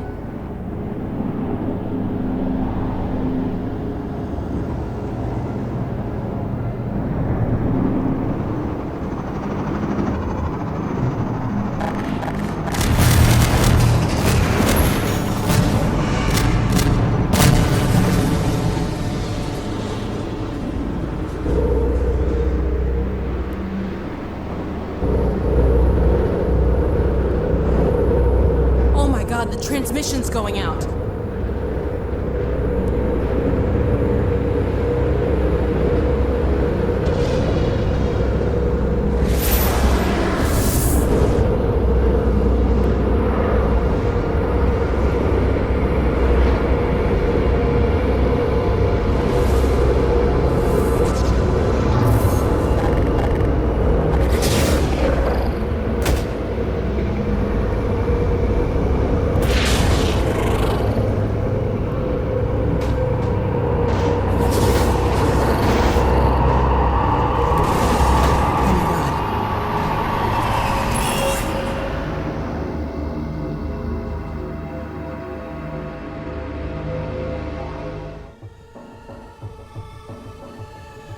And that's the end of Half-Life 2 Episode 1. While it is short, I think this game is phenomenal. What it lacks in length, it makes up for quality, and I think it easily has some of the best sequences in the Half-Life franchise, and on its own competes with Half-Life 2. But now we're on to Half-Life 2 Episode 2.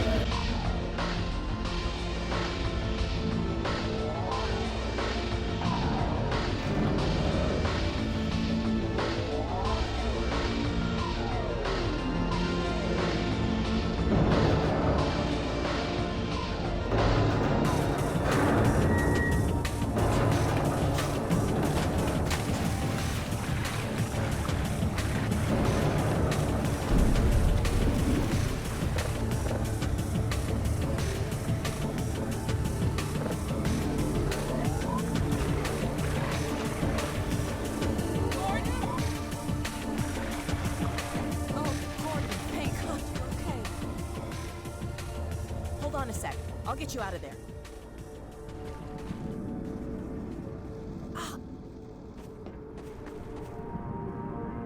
Let's hope this still works. Stand back. Here goes.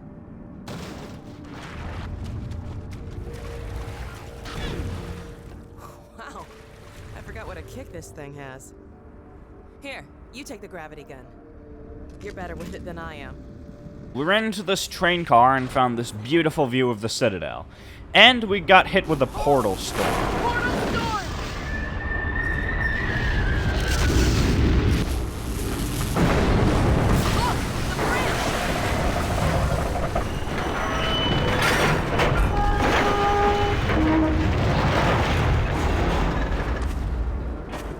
We ran out into the mines.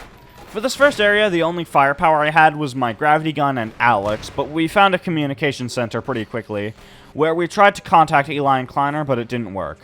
I just needed to plug in this cable. Pretty easy. White Forest, this is Alex Vance. Do you read? White Forest, come in. White Forest, are you there? Alex! My goodness, is that really you? Yes, and Gordon too. We're okay. We made it out of City 17.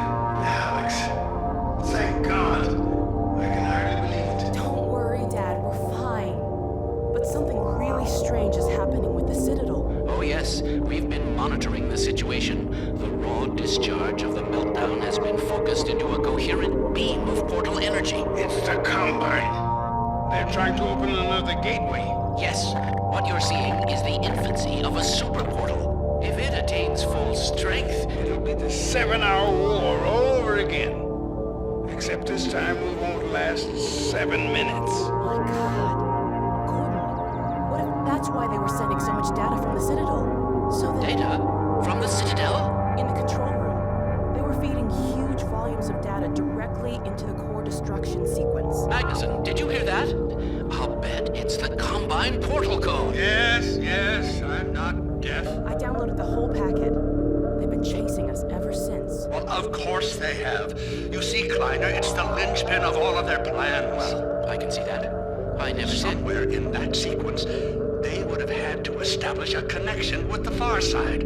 What you have there, young lady, is the specific contact code for the Combine overworld. God. If I am right about this, and I have no reason to doubt myself, you are carrying the very code Dr. Mossman had hoped to recover. Now, how soon can you get here? Well, we'll have to get our bearings, but we can definitely... There is no time to waste. We'll need to step up the launch schedule. And now, as soon as you get here with the signature data, we'll encode the satellite and get the damn thing into orbit. Get here as quickly as you can, you two. Dad? Ongoing sector You're breaking sweep. up. Come in. Biotics Dad, are you confirmed. there? Dad! Continue surface sector no. sweep. Remote compliance. They're still tracking us. Exterminate. Seek pass. We entered the mines where, in order to get out, I had to send this minecart down the tracks and crash through.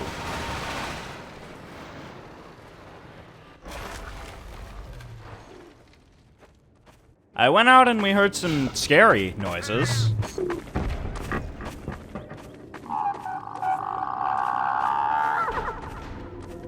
And I entered this facility in order to get the gate open. After cranking it open, I crawled down out of this trapdoor, and then this happened. Oh my God.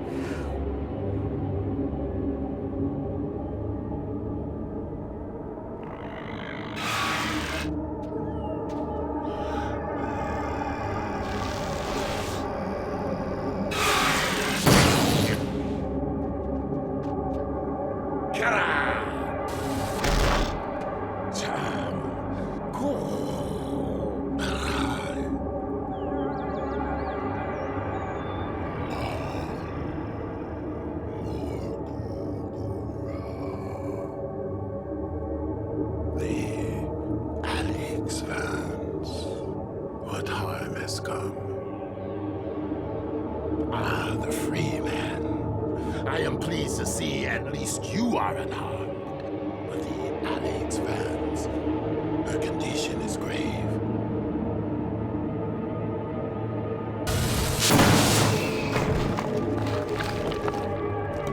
Healing her will require more than I alone can conjure.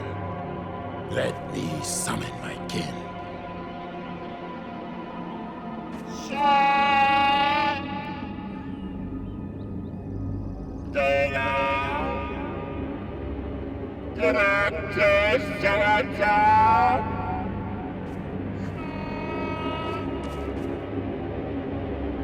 The Vortigaunt told me that we needed to go to the mines, where the other Vortigaunts could keep her alive while we found a more permanent solution.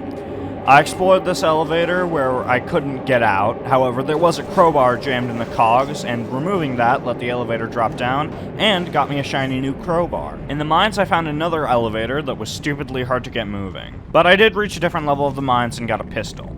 Then I fell down a remarkable number of 4 holes and found some antlion grubs.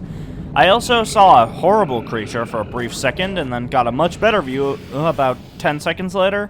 These are called acid antlions, and they're horrible. I was bros with the other antlions, and they were cool, but I hate these ones so much.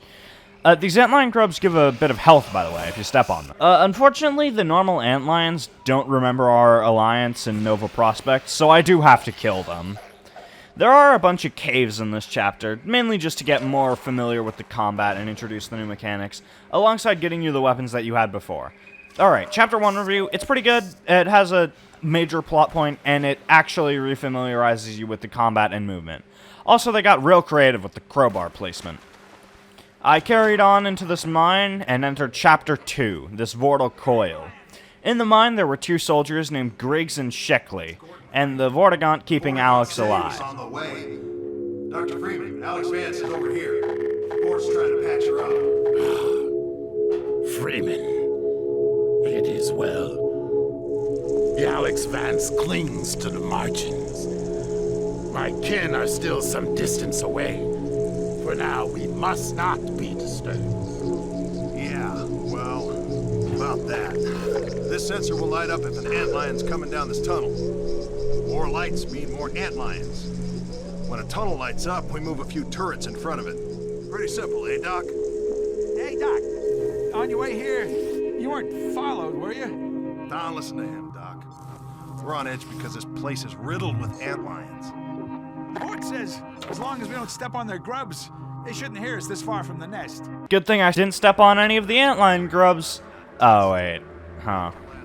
Tunnel 36 immediately lit up after our conversation. With two soldiers, two turrets, and me at the tunnel, it was quite easy to defend.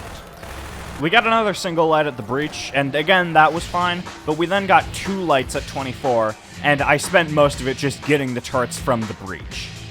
We then got a light at 36 and a light at 12. The lads took 36 and I took 12. And again, things were simple. At least they were before we got a light at 12, 24, and the breach. Griggs and Sheckley took the breach, I took 24, and I put the turrets on 12. This setup worked quite well, although I kept thinking someone died every time they yelled. The tunnels don't all close at the same times also, so that you can move around if your tunnel closes first. We then had a light at the breach and at 12, and two lights on 24. I was on the breach, the guys were on 24, and I put a turret on 12. I also put a turret on 36, but that didn't have any antlines, and I didn't notice until afterwards. And next up, there was a light on all tunnels. So Griggs and Sheckley took 24, I put a turret on the breach, and 36, and I took 24. This one was a bit harder, and at one point I was covering both 12 and 24, but it didn't last too long, and the numbers for each tunnel are still pretty manageable, at least as long as the turrets hold out. We then had two lights on 36 and one light everywhere else. So the guys took 36, I had a tunnel on the breach in 12, and I took 24. This wasn't actually too bad, but the turret on the breach blew up shortly before the turret on 12 followed suit. And we got three lights after that, and we geared up before...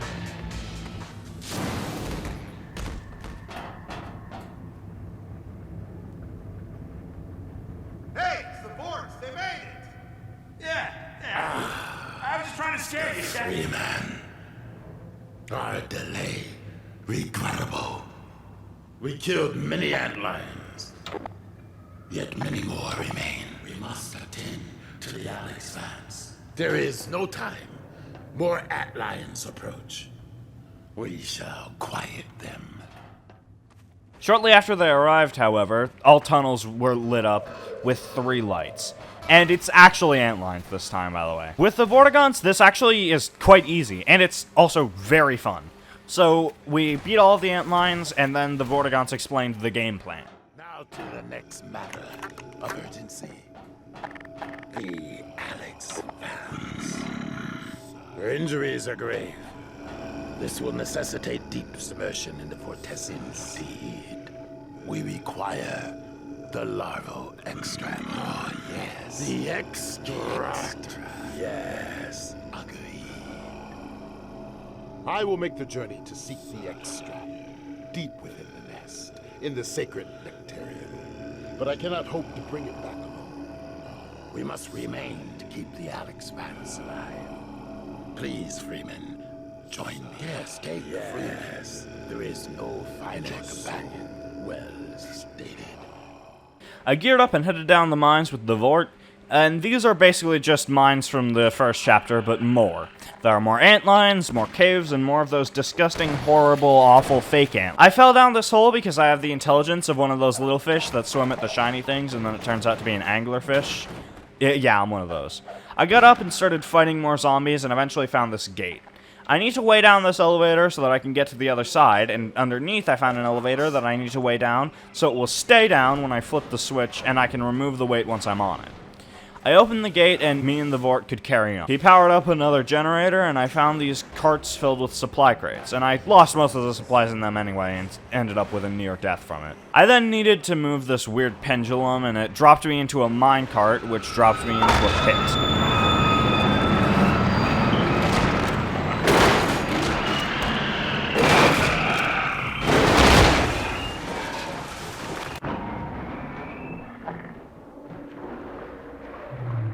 And then at the top, I got jump scared by the Vort. I found a chasm and there was a big ravine on the other side of it, with a convenient thumper in it. We needed to hop on an elevator that I didn't realize I had to press a button to bring down until we had already fought the first wave and a half of hostiles. The elevator takes a very long time to lower, and in the meantime, me and the Vort fought bravely together before I went and got on the elevator, and apparently it was too small for us both. The Vort arrived and described this as invoking peaceful thoughts, so, you know, I just don't know about that. We also heard an ancient beast beyond all comprehension, so that's cool, but more importantly, we found an elevator. And from below bears the scent of extract. The stuff we seek lies at the bottom of this pit. This shaft connects to the chamber above, where my kin sustain the Alexans. Once we have the extract, we can rejoin them quickly, provided we can restore elevator function. But how? How shall we descend? I jumped under the elevator into the ventilation shaft, and after clearing that, I found some flooded caves. These are way more confusing than I assumed they'd be, but eventually I made it past and was face to face with the Ancient Guardian. This is like a normal Myrmidon, but bigger, faster, and poisonous to the touch. This area is mostly just running around from antlion hole to antlion hole and avoiding the Guardian, and I tried for a while to kill it, even though the Vort specifically warned me not to, but ultimately I didn't. I did find another elevator, though. Well, this one is actually just the bottom of the one I found earlier. I need to retrieve this gear to power the elevator, and the Vort came down once I did. Right after this, we found the larva deposit, where we could get the extract. Ah, such quantities of larvae, such a heady aroma. Tur, younger challenger, gun.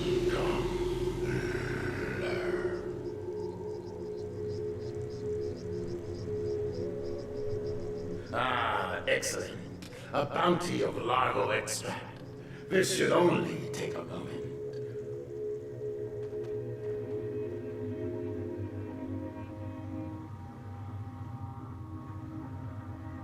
Secretions of the finest quality.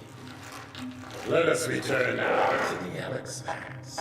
And after that, we just ran up the elevator. No pulse. Her heart has stopped. She ebbs. If we lose her, we lose all.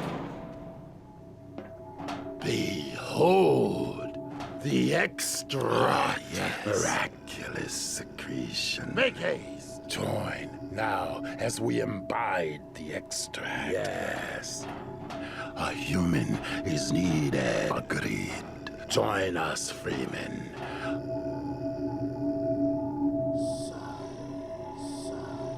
We weave the Freeman's life with hers. Yes, there is a quickening. Hopes Vortal, this bond between you.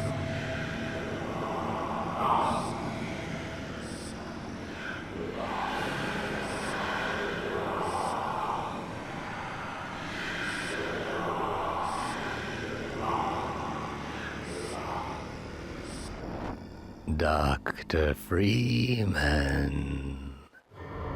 I realize this moment may not be the most convenient for a heart-to-heart, but I had to wait until your friends were otherwise occupied.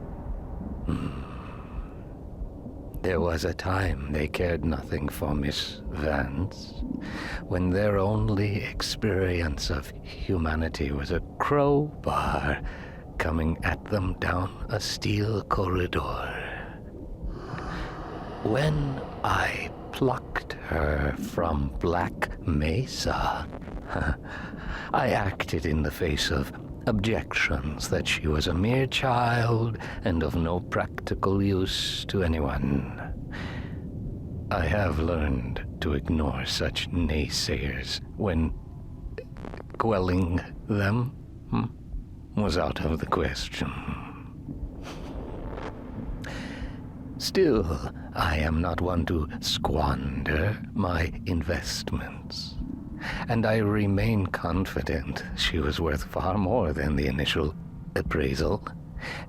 That's why I must now extract from you some small repayment owed for your own survival. See her safely to White Forest, Dr. Freeman. I wish I could do more than keep an eye on you, but I have agreed to abide by certain restrictions.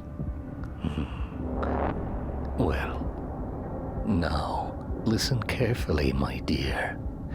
When you see your father, relay these words. Prepare for unforeseen consequences.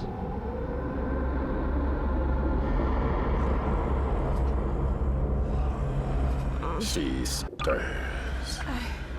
Her vortal form has regained integrity. We have averted an immeasurable loss. Oh, God. Lie still. Oh my God. I thought for sure I was dead. But try carefully to rise. Whoa. I don't know what you did, but I have a feeling I'm lucky to be here. We quickly exited the mines, entering Chapter 3, Freeman Pontifex, and we found the Combine carrying Shu'ulathoi, or advisors. They were carrying them north, toward White Forest, the base that Eli is currently in. The Vort knows that there's a holdout with a car up ahead, so we're going there. I found a valley filled with supplies, thumpers, and explosives, and it had a mine shaft leading through it. When I approached it, the Ancient Guardian broke out of the walls. The thumpers do keep them away, but dealing damage with one on me was still difficult. Another non-ancient Myrmidont showed up too, and I threw this grenade that was perfectly timed and placed to kill it. Additionally, I also killed the Ancient one before, but, you know, that's whatever. We rode up the elevator and made our way to the rebel hideout. It had visibly been destroyed and all of its inhabitants had been slaughtered, so we did have to make do with it being a bit hard to access the car. Hey, look! Out on that bridge. I think I see the car you were talking about. It appears they attempted an escape, but made it no farther than the abyss. Well, if they got it over there, maybe we can jump it back to this side. This mounted gun may prove useful. The gun would appear to be powerless. Go, Freeman. I will look after the Alex Vance. Well, Gordon, I guess it's all up to you. Alex decided to take the gun as soon as the Vortigaunt could get it powered up. I ran into the facility alongside the toxic pit, and the Vort had powered up Alex's gun by the time I got onto this railing, although I was quite quickly back in the facility. There are some simple puzzles, but most of this part is just combat and running. I eventually found a warehouse where I entered the Thunderdome of the Thundead. Wait, that does not work. Alex shot the zombies from above, and I tried to make it out of the building so I could enter another building. This one I crawled through until I phased through solid matter and got out of a vent shaft into the sludge pit. The sludge pit is mostly just crawling and killing, so pretty standard Half-Life material, but I like it. I just had to run through the radioactive waste at one point, but after that I had cleared the gap. Right as I got on the bridge, there was another portal storm.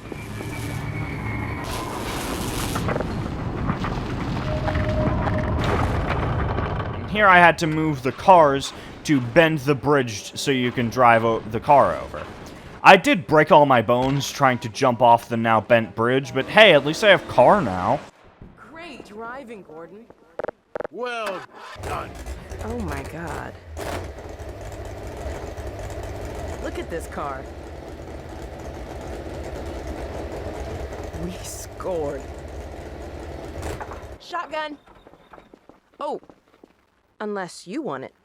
I fear a more urgent errand demands our attention. There are advisors yet unhatched. We'll keep on the lookout. This road will take you near White Forest, but be wary that others may use it as well.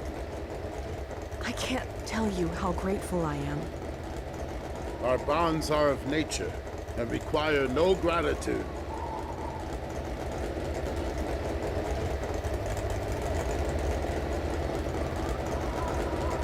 We sped off and entered Chapter 3, Riding Shotgun.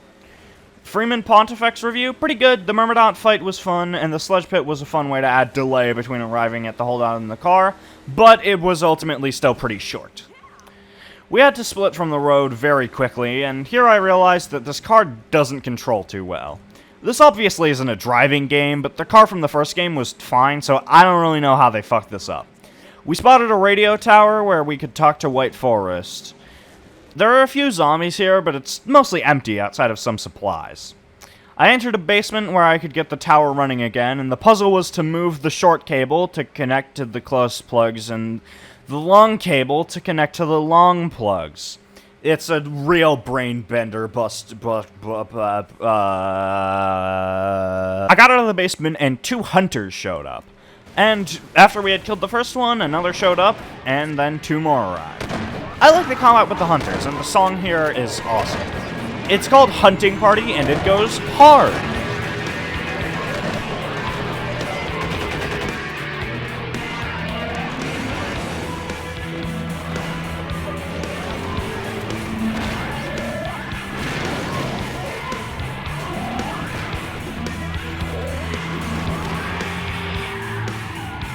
After killing the hunters, we set up the transmission and contacted White Forest. Forest, do you read?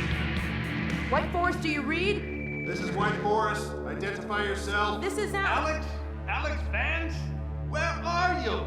I expected you hours ago.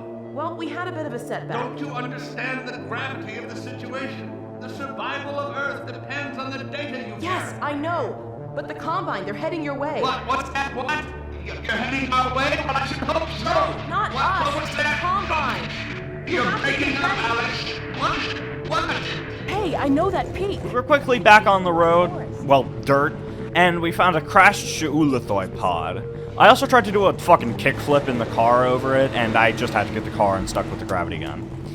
I found another village, and my brain started going funny, and everything went all dark for a second. We knew an advisor was around, so naturally, we decided to find it and attempt to get murder. What do you say, Gordon? Shall we pull the plug? Sorry about this. Maybe I can get this open. There we go. Over to you, Gordon.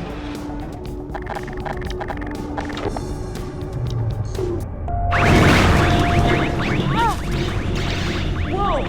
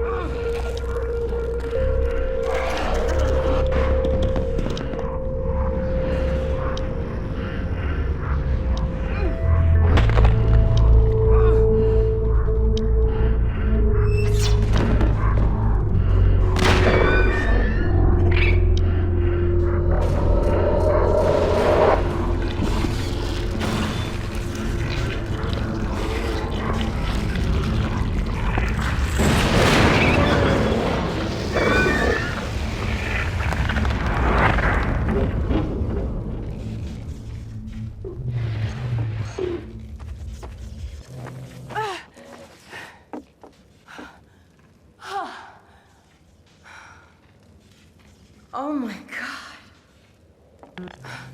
Gordon. Thank God you're all right. The Shu'ulathoi, despite being gone, had called in the cavalry, so we had to fight through that. This is pretty standard combat, but the song here is called Vortal Combat, and as we've come to expect, it is a banger.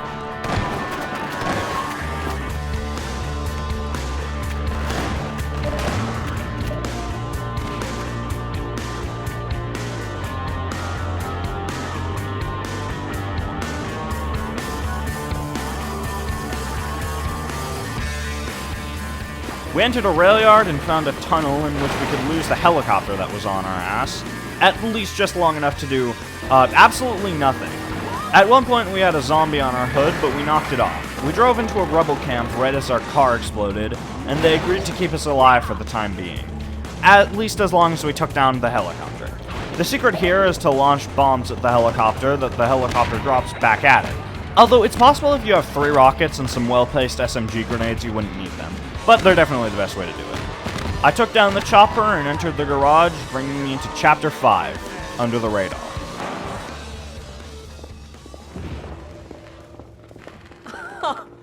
You weren't kidding. We'll be back on the road in no time. Well, that could be a problem. You hear that autogun going off out there?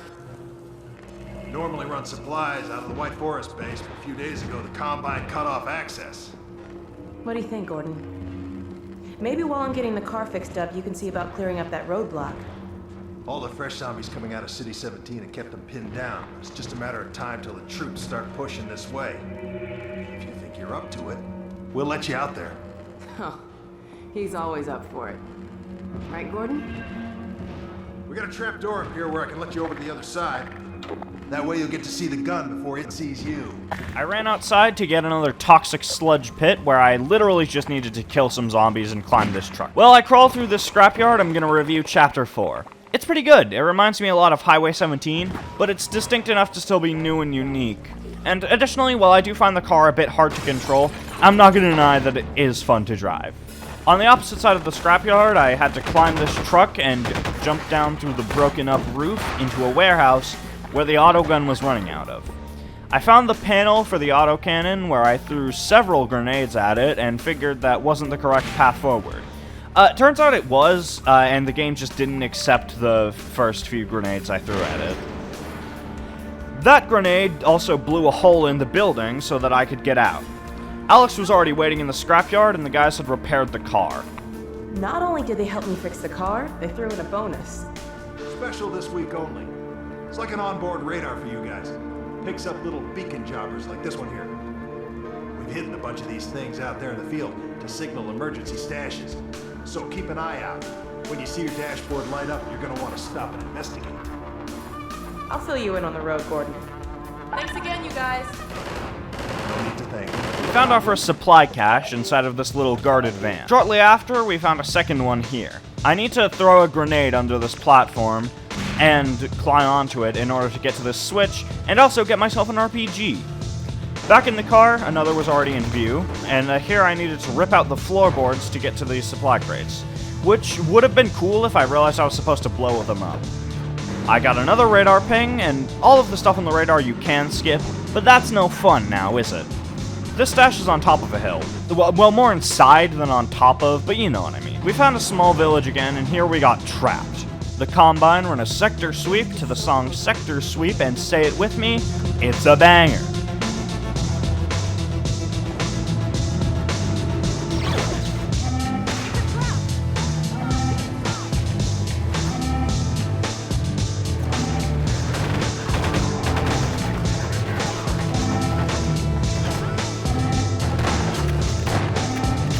This combat is super fun. It feels like we're holding down the fort, and I really enjoyed it.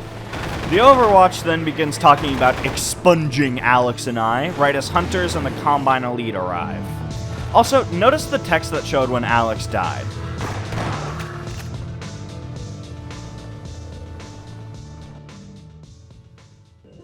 The Alex Vance. Sounds a little different than when I lost my car in the first game, huh? Almost like there's been a change in management, so to speak. You know, that specific language sounds a little like something we've heard before, doesn't it? Anyway, after vanquishing the Hunters, we had a minute to rest, and traced the wire uphill, and we found a small group of Combine soldiers with a Hunter alongside them, in a facility in which we could power down the shield. Alex disabled the shields behind the power core just long enough for me to get in.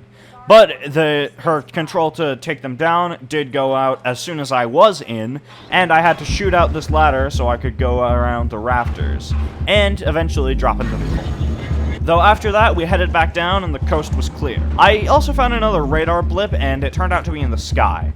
I also heard some distant explosions, which were a little concerning, but I value loot more than other people's potential safety, so I just kept looking for it, and eventually I found it and knocked it down out of the sky before pressing on. We then found a gate that should lead us straight to White Forest, and then...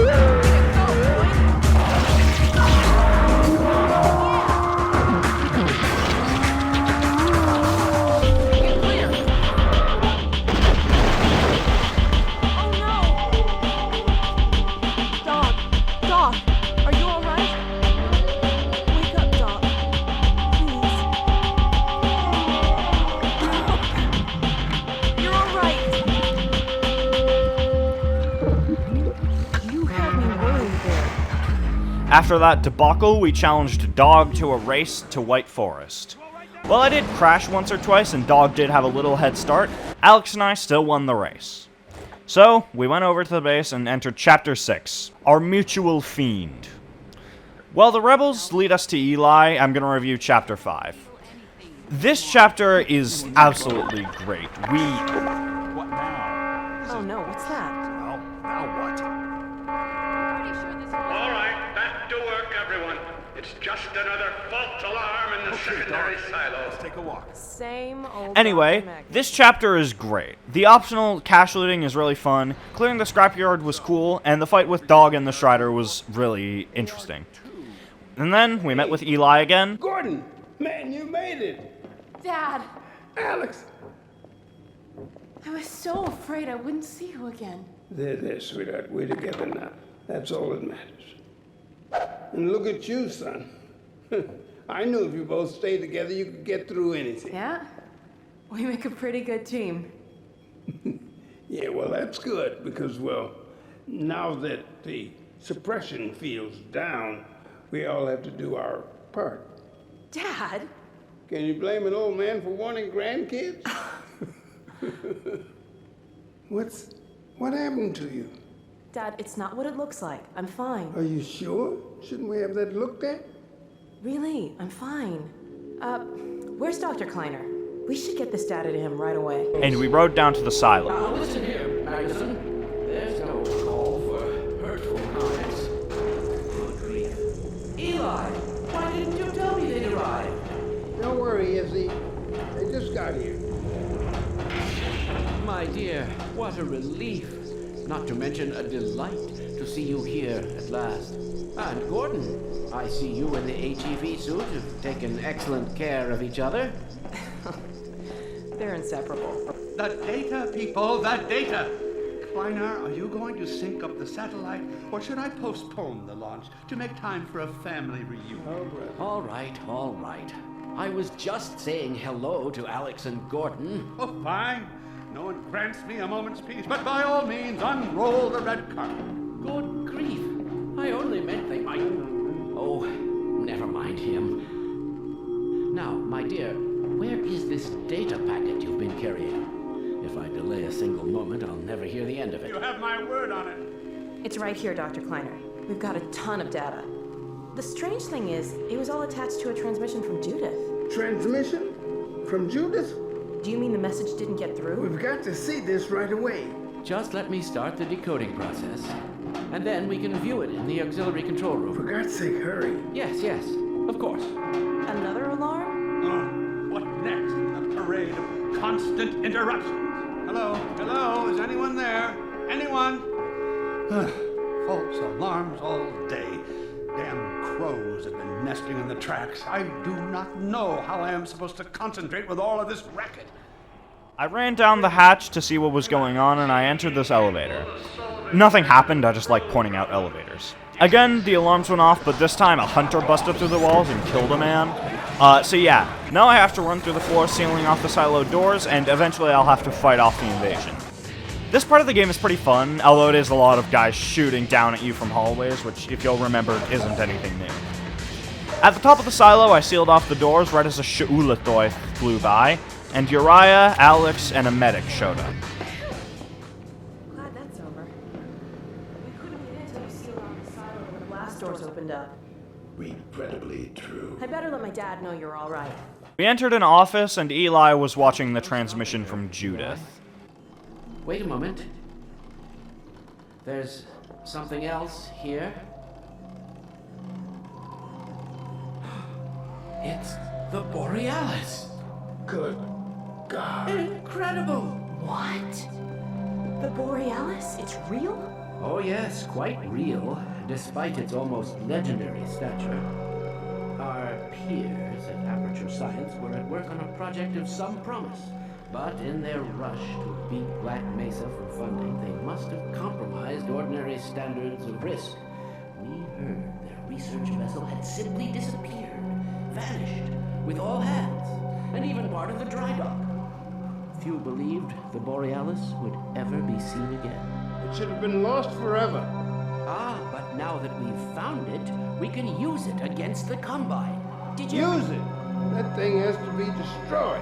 But think of the advantage for humanity. We can't simply waste all that potential. Has Black Mesa taught you anything? There's no controlling that kind of power. Well, yes. There's always a risk, Eli. But my goodness, we have coordinates, blueprints, hailing frequencies. Quite ingenious of Dr. Mossman to hide it all in the carrier wave. Well, that means she's still alive up there. But if the Combine catches, it'll tear out everything she knows. There'll be nothing left of her. But we don't know for sure. I won't take that chance. I'm going after her. Dad! Now, Eli, the only thing worse than Judith falling into their hands would be if they should get a hold of you. She may know the particulars of the Borealis, but you know everything about the Resistance. Listen to Dr. Kleiner, Dad. Gordon and I are more than able to handle this. We'll get her back. Kleiner, where are you? Why isn't the decoding finished? Oh, fine. The code. Yes, Magnuson. It just needs a little bit longer. You're waiting for the Combines. Go ahead. They'll soon be here to give it to you in person. I'll hurry it along, Magnuson. I'll be back as soon as I finish. Dad, are you okay? Not again. No, I can't let it happen again. Not in the Black Mesa. Dad, prepare for unforeseen consequences. What did you say? Dad! Okay. It's okay. Just lean into me. Let's get you off your feet. Thank you, baby. I'll be fine in a minute or two. Okay. Do you need anything? Actually, Alex, would you mind getting me a cup of tea? There's a hot plate in the old staff room. I'll be right back. Gordon, did you keep an eye on him? We're not going anywhere. Thank you, baby.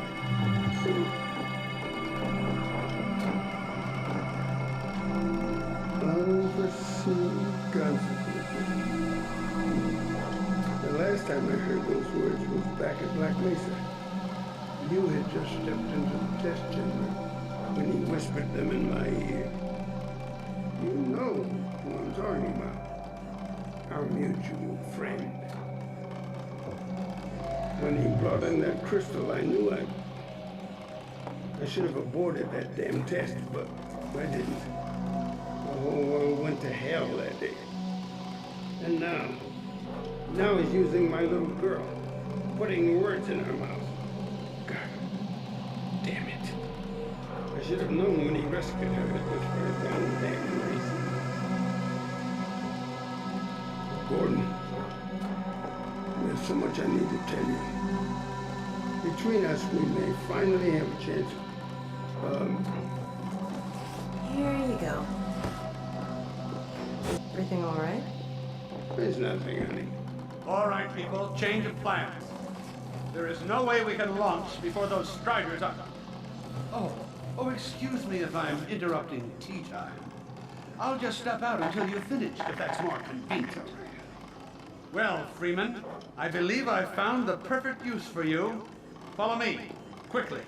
Magnuson then took me out to the scrapyard to familiarize me with the Magnuson device, or by the better name the subtitles call it, the Strider Buster. In the garage after this segment, the rebels had added a rack for Strider Busters and let my radar track Striders and Hunters, along with making the car show on my HUD. There are ports for Strider Busters all over the map, so I should never be too far away from one. It took a minute to get my bearings, but I found some rebels preparing for Striders, and as the rebels were informing me of the incoming Striders, one showed up. The Hunters escorting them shoot these little flechette rounds, and they aren't anything new, but they destroy Strider Busters, which I actually think is a really interesting mechanic. Also, just because it's cool as hell, here's what blowing up a Strider looks like.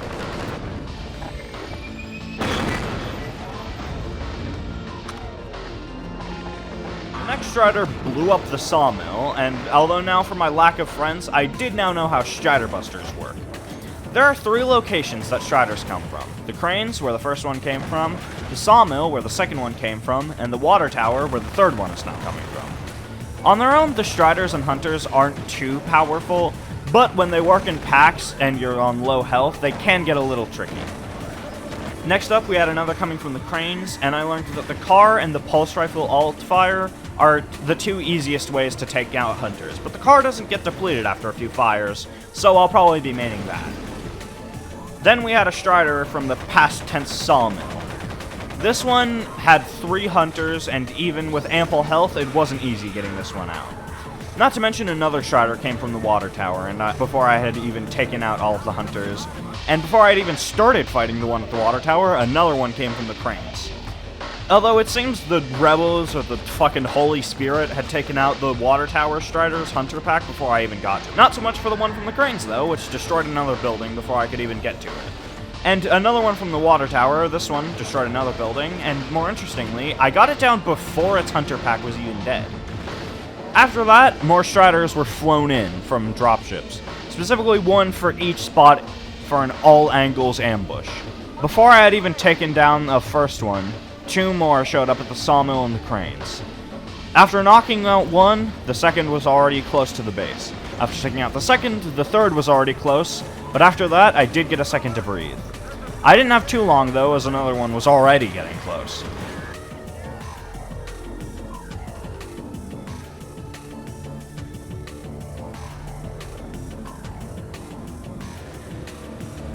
Also, check out how precisely I took down this Strider.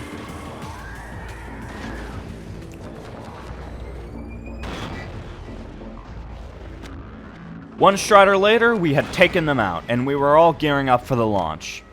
I realized that I took a lot of time on that portion of the game, but I really enjoyed it, and I wanted to share more of the journey.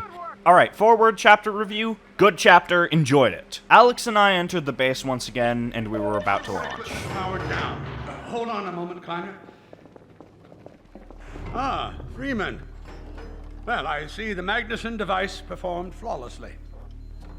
I feel compelled to thank you personally for saving my rocket. So, thank you. Well, that's enough chit-chat. I've got a rocket to launch. Wow. For a minute there, I thought you were going to get a hug. Now Alex and I were going up to the launch facility. Basically 8.5 pounds. Well, that's within tolerance. Certainly not worth scuttling. We're back. At last. Ah, Gordon. Hell of a job you did out there, son. Let's not forget that with the Magnuson device, those Striders practically destroy themselves. Yes. Well, I think perhaps Gordon had something to do with their success. I suggest we adjourn this meeting of the Mutual Admiration Society until after we have launched our rocket. Now, I believe we're ready to start the auto sequence. I believe Gordon should have the honor. You'll hear no objection from me. It's all yours, Gordon. Silo doors open.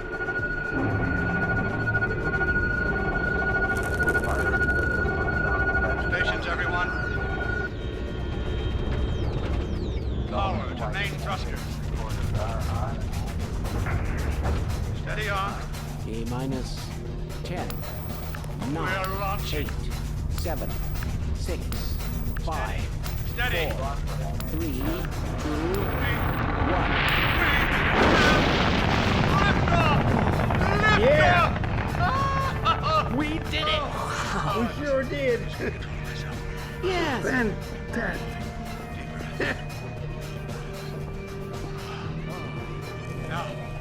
Now it is still too early to celebrate. We need to reach altitude and transmit the signal. Too right. The clock is ticking. We couldn't have cut it any closer if that was our intention. It is going to work, right? It has to. Once the rocket is in range of the portal, we'll be able to switch on the xenium resonator. Well, let's get outside. I'd like a better view of the fireworks.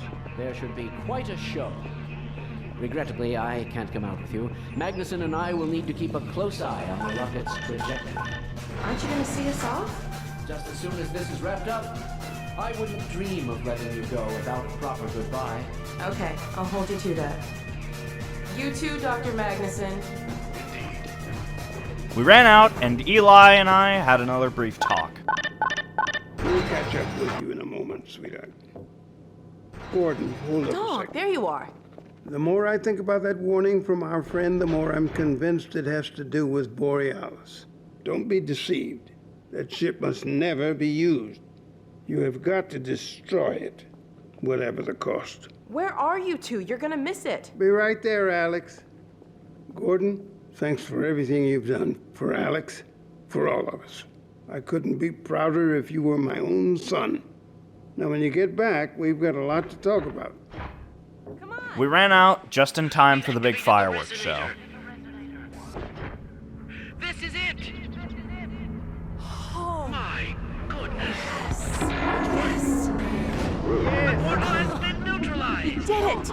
We did it, Gordon! We sure as hell did, and not a moment too soon.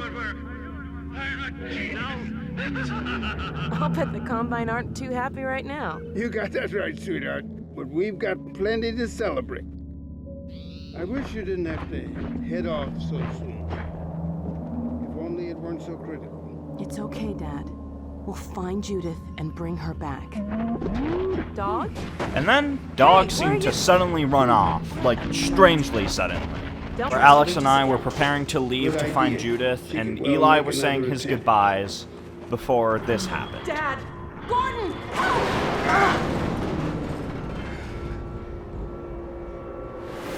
Dad! Alex! Dad! Get away! Listen to me. Destroy that ship. Whatever it takes. Destroy it. Don't! Dad, look out! No! Dad! Dad! God damn it, let go of him!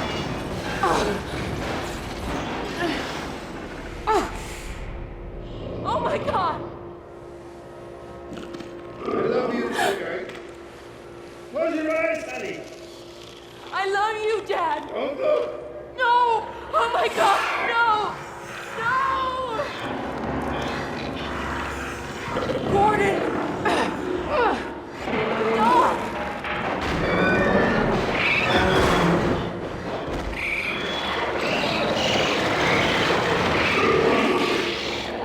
Dad!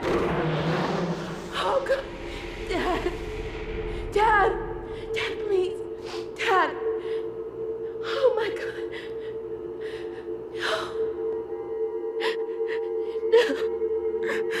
No! Oh my God! Dad! No! Don't leave me!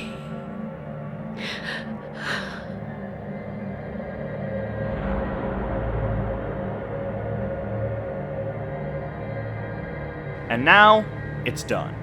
that is actually the end of the entire Half-Life 2 storyline. Yeah, that was a real cliffhanger of an ending, except the cliffhanger wasn't solved in the next episode, because there wasn't a next episode.